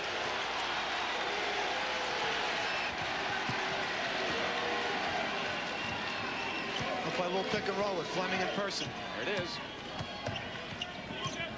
Williams. Bad looking shot, and McHale has the board. 2 minutes left in the 3rd quarter. Celtics trailing by 7. Shaw, fadeaway, air ball. Shrimp couldn't control it. Big break for the Celtics. As the Pacers would have had the ball back, up 7 with a chance to make it 9. He just wasn't squared up to the basket at all, and then Shrimp saw it bounce off his hands, off his knee, and out of bounds. Tough shot by Brian Shaw. Larry Bird is fouled by Schmitz, and he'll have a chance to score for the first time in the half. Rick Schmitz came over to commit foul number 3. The Boston Celtics are the best free throw shooting team in the NBA during the regular season as a team, hitting 83%. In the 2nd half, Person has outscored Larry Bird 11-1 now. As Bird hits that 1 free throw. Larry took the ball and put it up right into Rick Smith's face. He went right through him and it was able to draw the contact and get to the line. There's only the 2nd miss of the day for the Celtics at the free throw line. They've hit 21 of 23. Indiana's 9 of 16. Thompson against McHale, gives it to Fleming. Vern Fleming mesmerized Brian Shaw and laid it in. Vern Fleming, 10 points. 2 shy of his average. Reggie Miller back in the game for Chuck Person. I'm sorry, LaSalle Thompson is back in for Smiths. Yeah, and Reggie came back in. Double team Bird. Brown had it blocked out of bounds by Thompson. Celtics Celtics are a little out of sync right now. They appear to be. There's not much rhythm to what they're doing. They're going away from their strong point, which is the inside game. Well, Robert Parish not in the game at the moment, which takes a lot away from the inside attack. Lewis got the roll. 14 for Lewis. Shrimp. Shaw with the rebound.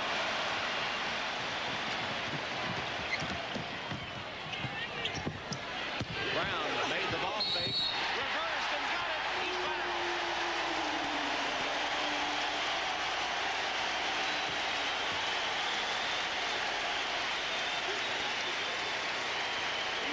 He doesn't look like a rookie here, does he? Great ball fake, comes up, uses the rim, and he finishes it.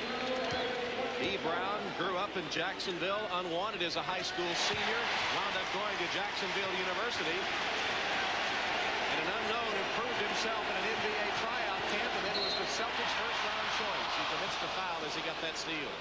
It's all right. It's the first in the last 2 minutes. It'll be a non-shooting foul. It was almost a clean strip. No one had heard much of Dee Brown nationally until he won that slam dunk contest, All-Star Week. He was a terrific college player and is proving to be a very good first-year pro player. Indiana retains possession. Give and go to Williams. Oh, over his head. Williams banked it in and will step to the line with a chance for a three-point play. Acrobatic shot by Michael Williams.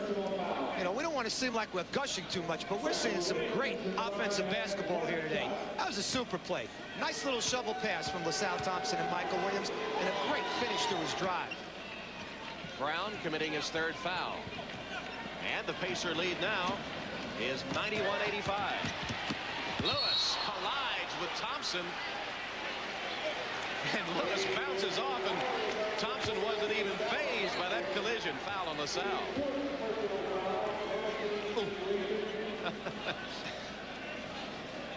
I've seen that young man do that quite a few times before. He does not like to see people driving to the rim on him. 6'10", 250. Takes it as a personal affront. He laid a pick on Larry Bird the other night that sent Bird bad back and all sprawling, I guess trying to send a message. LaSalle Thompson collides with it, you know it. Indiana making some substitutions here now. Take advantage of their shooters. Some offense, defense going on here. There was the third quarter stat on Chuck Person that you saw. He's back on the court, 11 points in the third. Free throws keeping Boston in the game. They're only down 4. 30 seconds left in the third quarter. They got an open floor situation. He's got a three-point shooter on each side. Shrimp. Beauty. Detlef Shrimp bottoms it. Only his 6th point. Now Boston can take the final shot of the quarter. McHale sent sprawling by Dreiling, and a steal by Williams. Michael Williams just made 2 big plays. Beat Brian Shaw off the dribble, or rather Dee Brown off the dribble, and got the assist on the pass to Detlef Shrimp, and then the steal. McHale over Dreiling, just throw it up and hit it.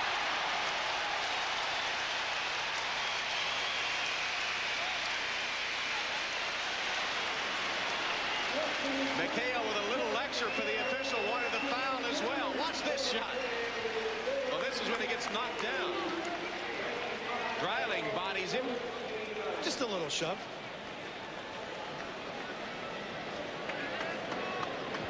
And then as Boston got the ball back, watch this off-balance shot by McHale. No way he can hit this. Boom. Timeout. That's the end of the third quarter. We'll be right back after these messages and a word from your local station.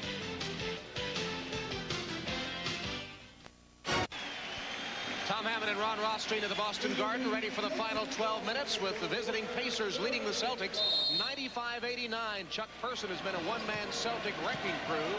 He's hit 11 of 13 in the last 2 quarters and has a game-high 34 points.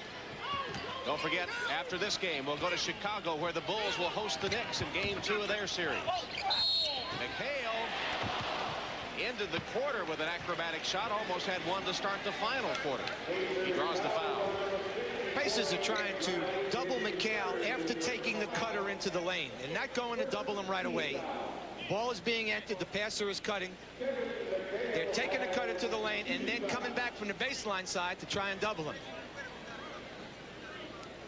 The best free throw shooting team in the NBA. Very productive at the foul line.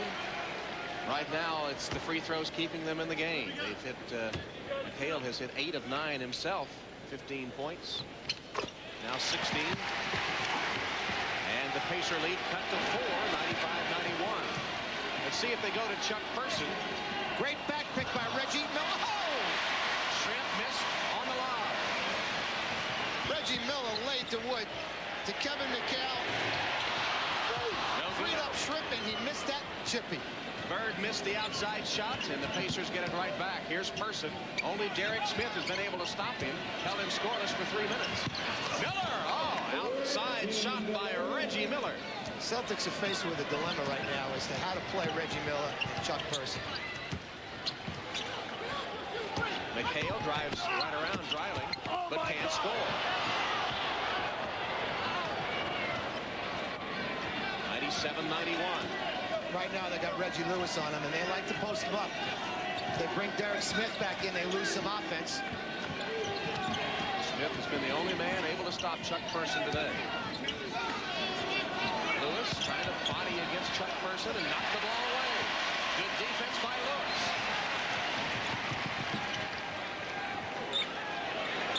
Now Person guarding his Celtic counterpart and challenges that shot. Doesn't matter. Banked home by Reggie Lewis, who has 18. He's the top Celtic scorer.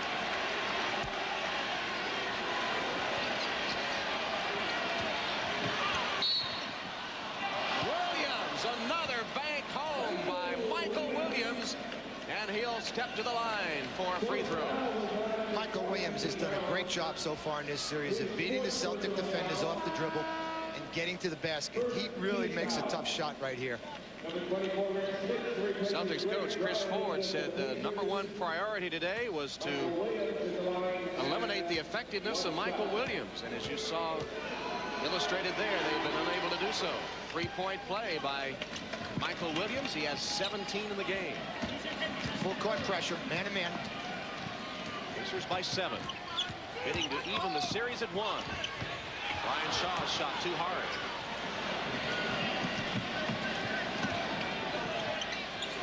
Person. There's the problem. When you put McHale or Bird on him, he goes to the perimeter, and he's beating people off the dribble or just spotting up and shooting. Season high 36 for Chuck Person. Automobiles. Experience precision-crafted performance. By AT&T, the right choice. And by Coors Light, the one that won't slow you down. The Silver Bullet is the right beer now.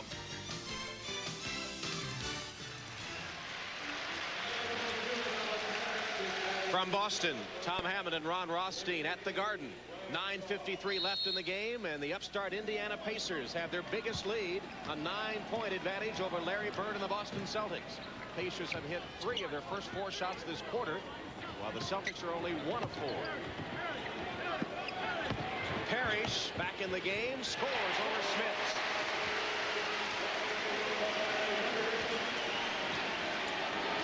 The chief answers the call. Why has he been on the bench for so long? He's probably resting. You know, he is 37 years old. Oldest player in the NBA. Schmitz. Lewis all alone for the rebound. Boston trying to mount a charge. Trailing by as many as 9. Bird, ball fake, fall away, jumper no good. McHale taps it right back to him. Bird hit the second time. 16 points now. Open 3. Person. Right now, you can't turn your head for 1 count on Chuck Person. He's going to get open. You're going to find him. 7 for 7 3-pointers. NBA playoff record, Chuck Person. There's a foul on Rick Smits. 7 for 7. Chuck Person with 39 points. Season's high, his career high, 47. Robert Parish misses the free throw. That's Smith's 4th personal foul, and I think you're going to see the Celtics continue to go down inside. Indiana's perimeter game against the Celtics power game.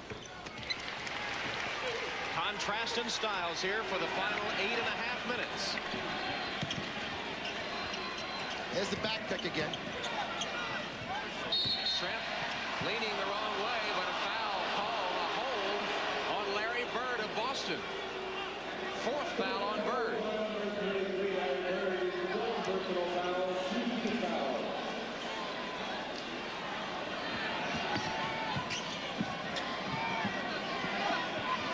Person looked like he wanted to pass, shot instead, and a rare miss. Parish fouled, a hold on Indiana. Detlef Shrimp. Let's go to Ahmad Rashad. Ahmad. All right, as we get into the 4th quarter here, a lot of strange things have happened in this building, and you've been a part of them, John Havlicek. Well, there have been a lot of strange things, and people talk about leprechauns and that type of thing, but I can recall years ago the most important factor for us was an old clock that no one could read but the Boston Celtics. The last thing I think that these Celtics want to do is go back to Indiana 1-1. Well, they don't want to go back 1-1. They'd much rather have the 2-point bulge, as you might say, because then it allows them to come back here for a final game if need be. But if they go out there, they realize that, you know, it could be a situation where they have more experience on their floor, and it would be tough. All right, thanks, John. We will be back to the Boston Garden, but after this.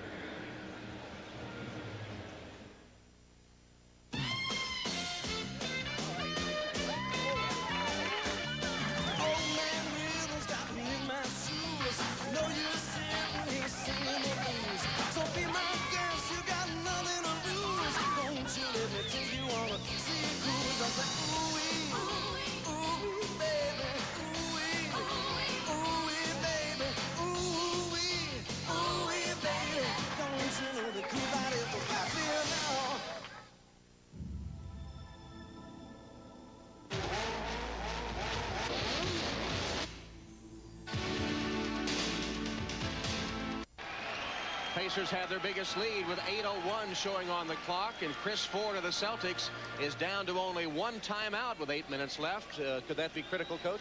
Well, it could be down the stretch. There's no question about it. But, you know, you can't save your timeouts if your team's getting blown away. And Chris is doing everything he can to try and break the momentum and keep his team in the game right now. Parish posting up on Smits, draws the double team for a moment as Miller made a swipe at him, and Parish is fouled. On Rick Smits, that will be foul number 5. 5 against Smits. The double team starts coming back from the baseline, but Smits never turns Parish back to Reggie Miller. Smits with 5 will go to the bench, and Bob Hill inserts LaSalle Thompson at the pivot spot. Greg Dreiling remains out of the game too. Larry Bird will take a rest. He'll lie on the floor in front of the Celtic bench. Celtics right now going with D. Brown and Brian Shaw in the backcourt. Robert Parish had 4 field goals in the first quarter, only 2 since then. Celtics have needed his offense. He gets 2 free throws to pull him with an 8. Miller misses a 3, and Williams gets it right back. Boy, Michael Williams showing some great hustle today. Robert Parish and D. Brown both going for the rebound. Did not communicate. Here's the open set. Michael Williams is going to try and get a seam. Dish to Shrimp, who made a great fake of McHale and converted. Show and go. Show the basketball, draw the defender, put it on the floor, create an open space for yourself to get your jumper. Pacers by 10.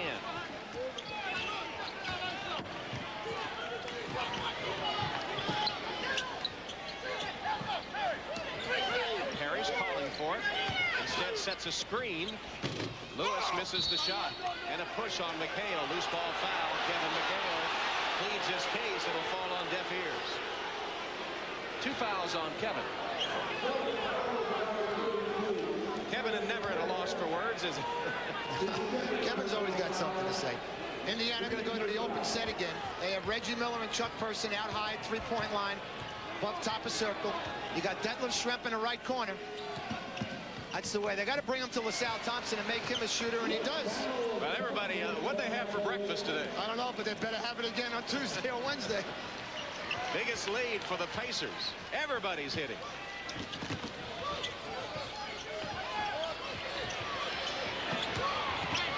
Lewis. Reggie Lewis with 20 points. He led the Celtics, led all scorers with 28 in game one. He's tops for Boston again today. I think D. Brown's got to square this kid up and keep him in front of him. That's a hand check. 5 fouls on D. Brown. Right after this game, we'll go to Chicago, where the Knicks will take on the Bulls. Michael Jordan and company trying to whip up on the Knicks like they did in game one. And the Knicks, do they have enough pride to come back and make a game of it? We'll see. Got the open set again. A little pin down on the weak side. Little two-man game on the weak side. Williams takes the outside shot. Guess what? Indiana continues to blaze away. That's 19 for Michael Williams, who only averages 11 on the season. Shaw faked the defense away, and once he got open, he connected. Teams trading baskets now, and the lead remains at 10. Well, it's not good enough for the Celtics. They need some stops if they're going to get back in this thing.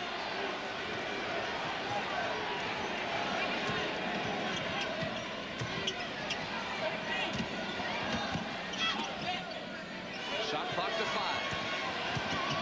Schrempf. It counts. And a Boston foul. I can't imagine the Pacers playing any better than they played today. Maybe Larry Bird can come in and save the day once more for Boston. Chris Ford sends him onto the court.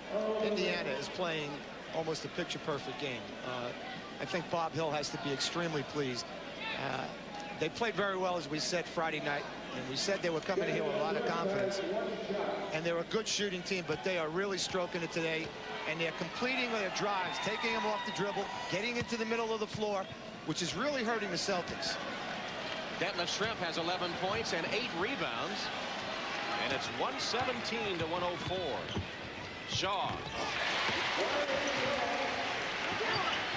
Brian Shaw has 22. 5 minutes left. Brian Shaw now on Michael Williams.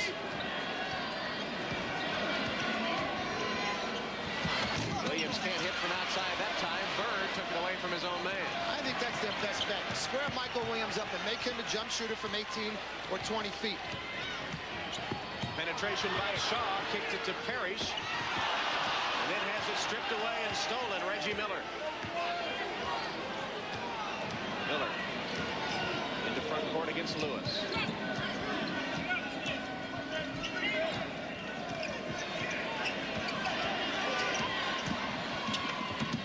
Schrempf. Good position by Parish. And LaSalle Thompson blocked off. Time for the Celtics to start a run.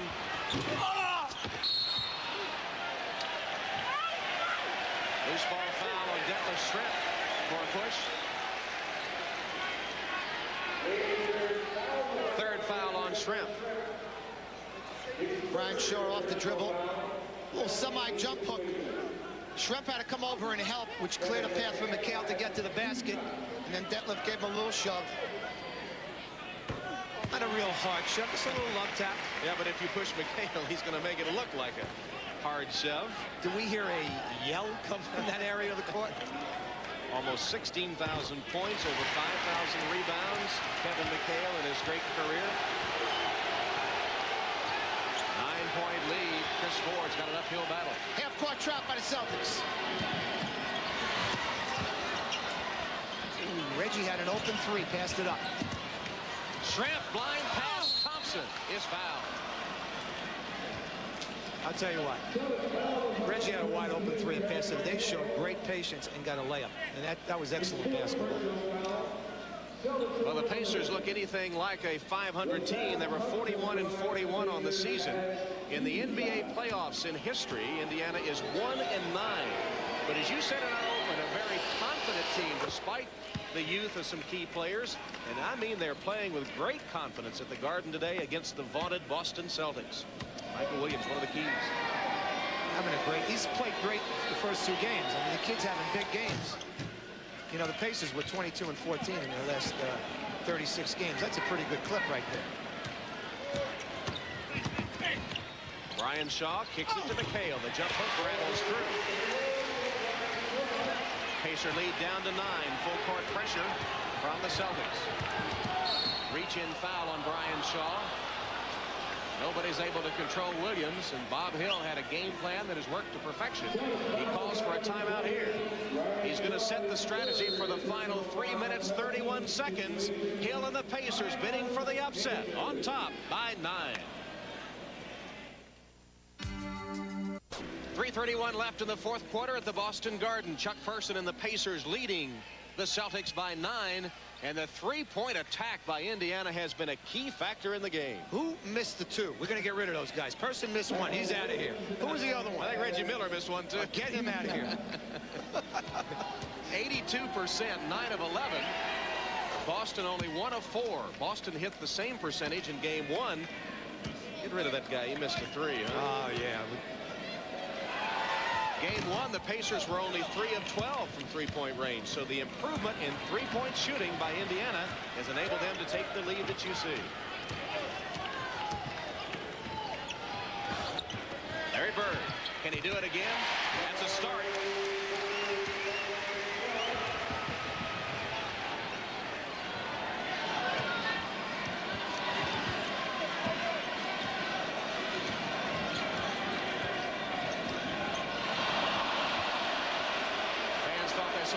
Away from the ball, and the shot clock continue to play very patiently. Shot clock to 3. Chuck Person. Came up short, and Parish with a rebound. 2:50 to play. Reggie Lewis.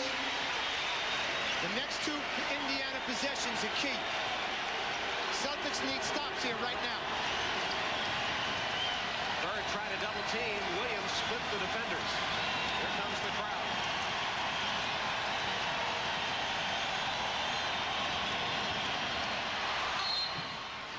Michael Williams undressed Brian Shaw.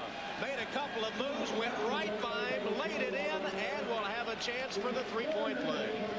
This is just a great move. There's no other way to describe it. The little guy is playing awfully big today. He loves that right-to-left crossover.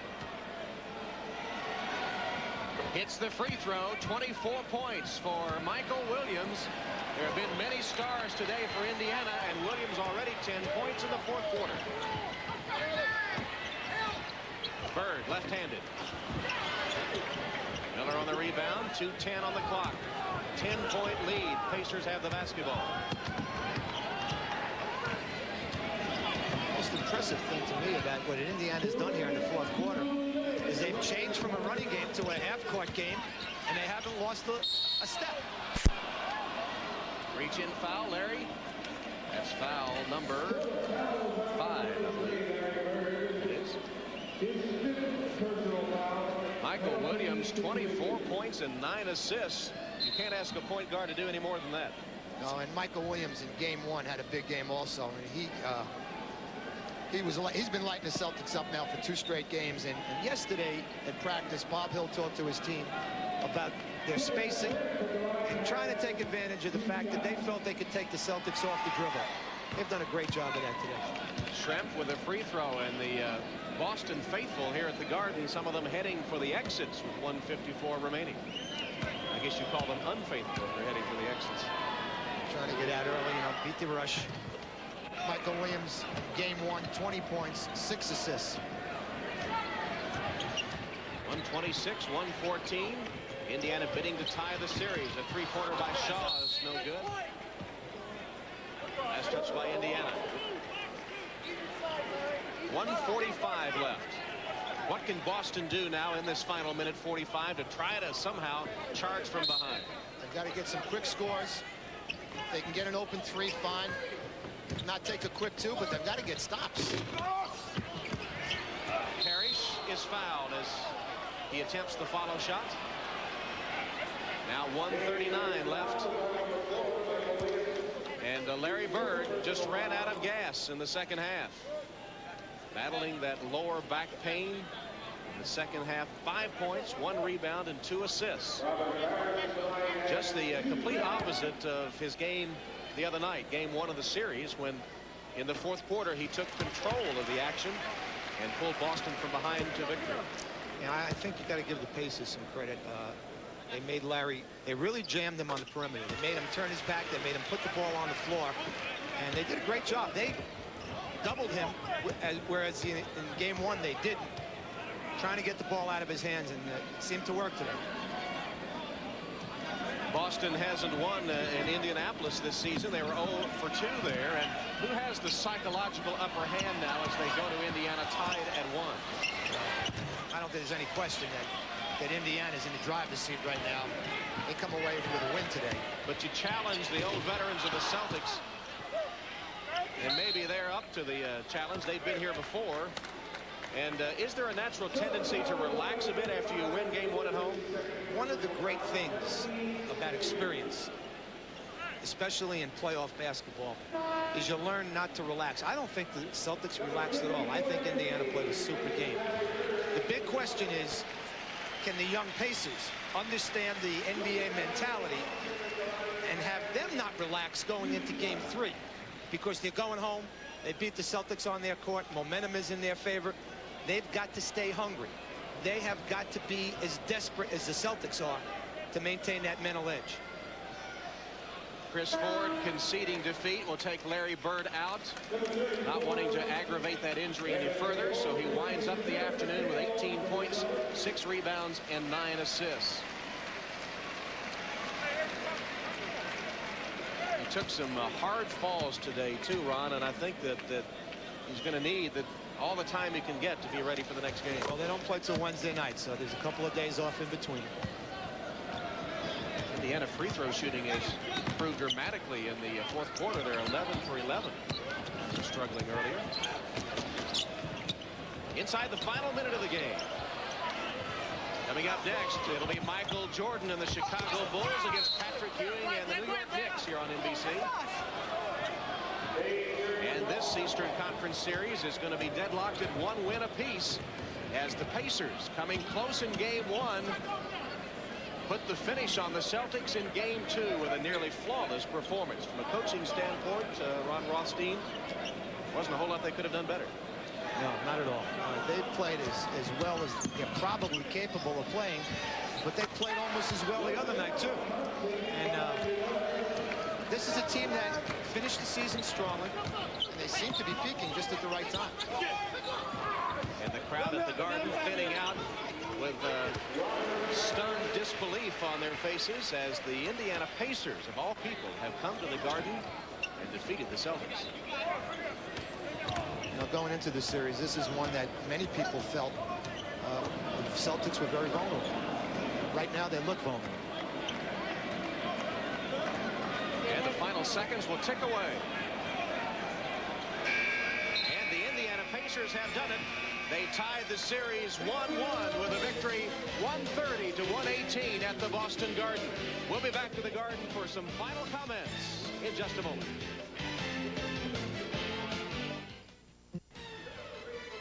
The Indiana Pacers defeat the Boston Celtics in the Garden 130 to 118 to even the series at 1 win apiece.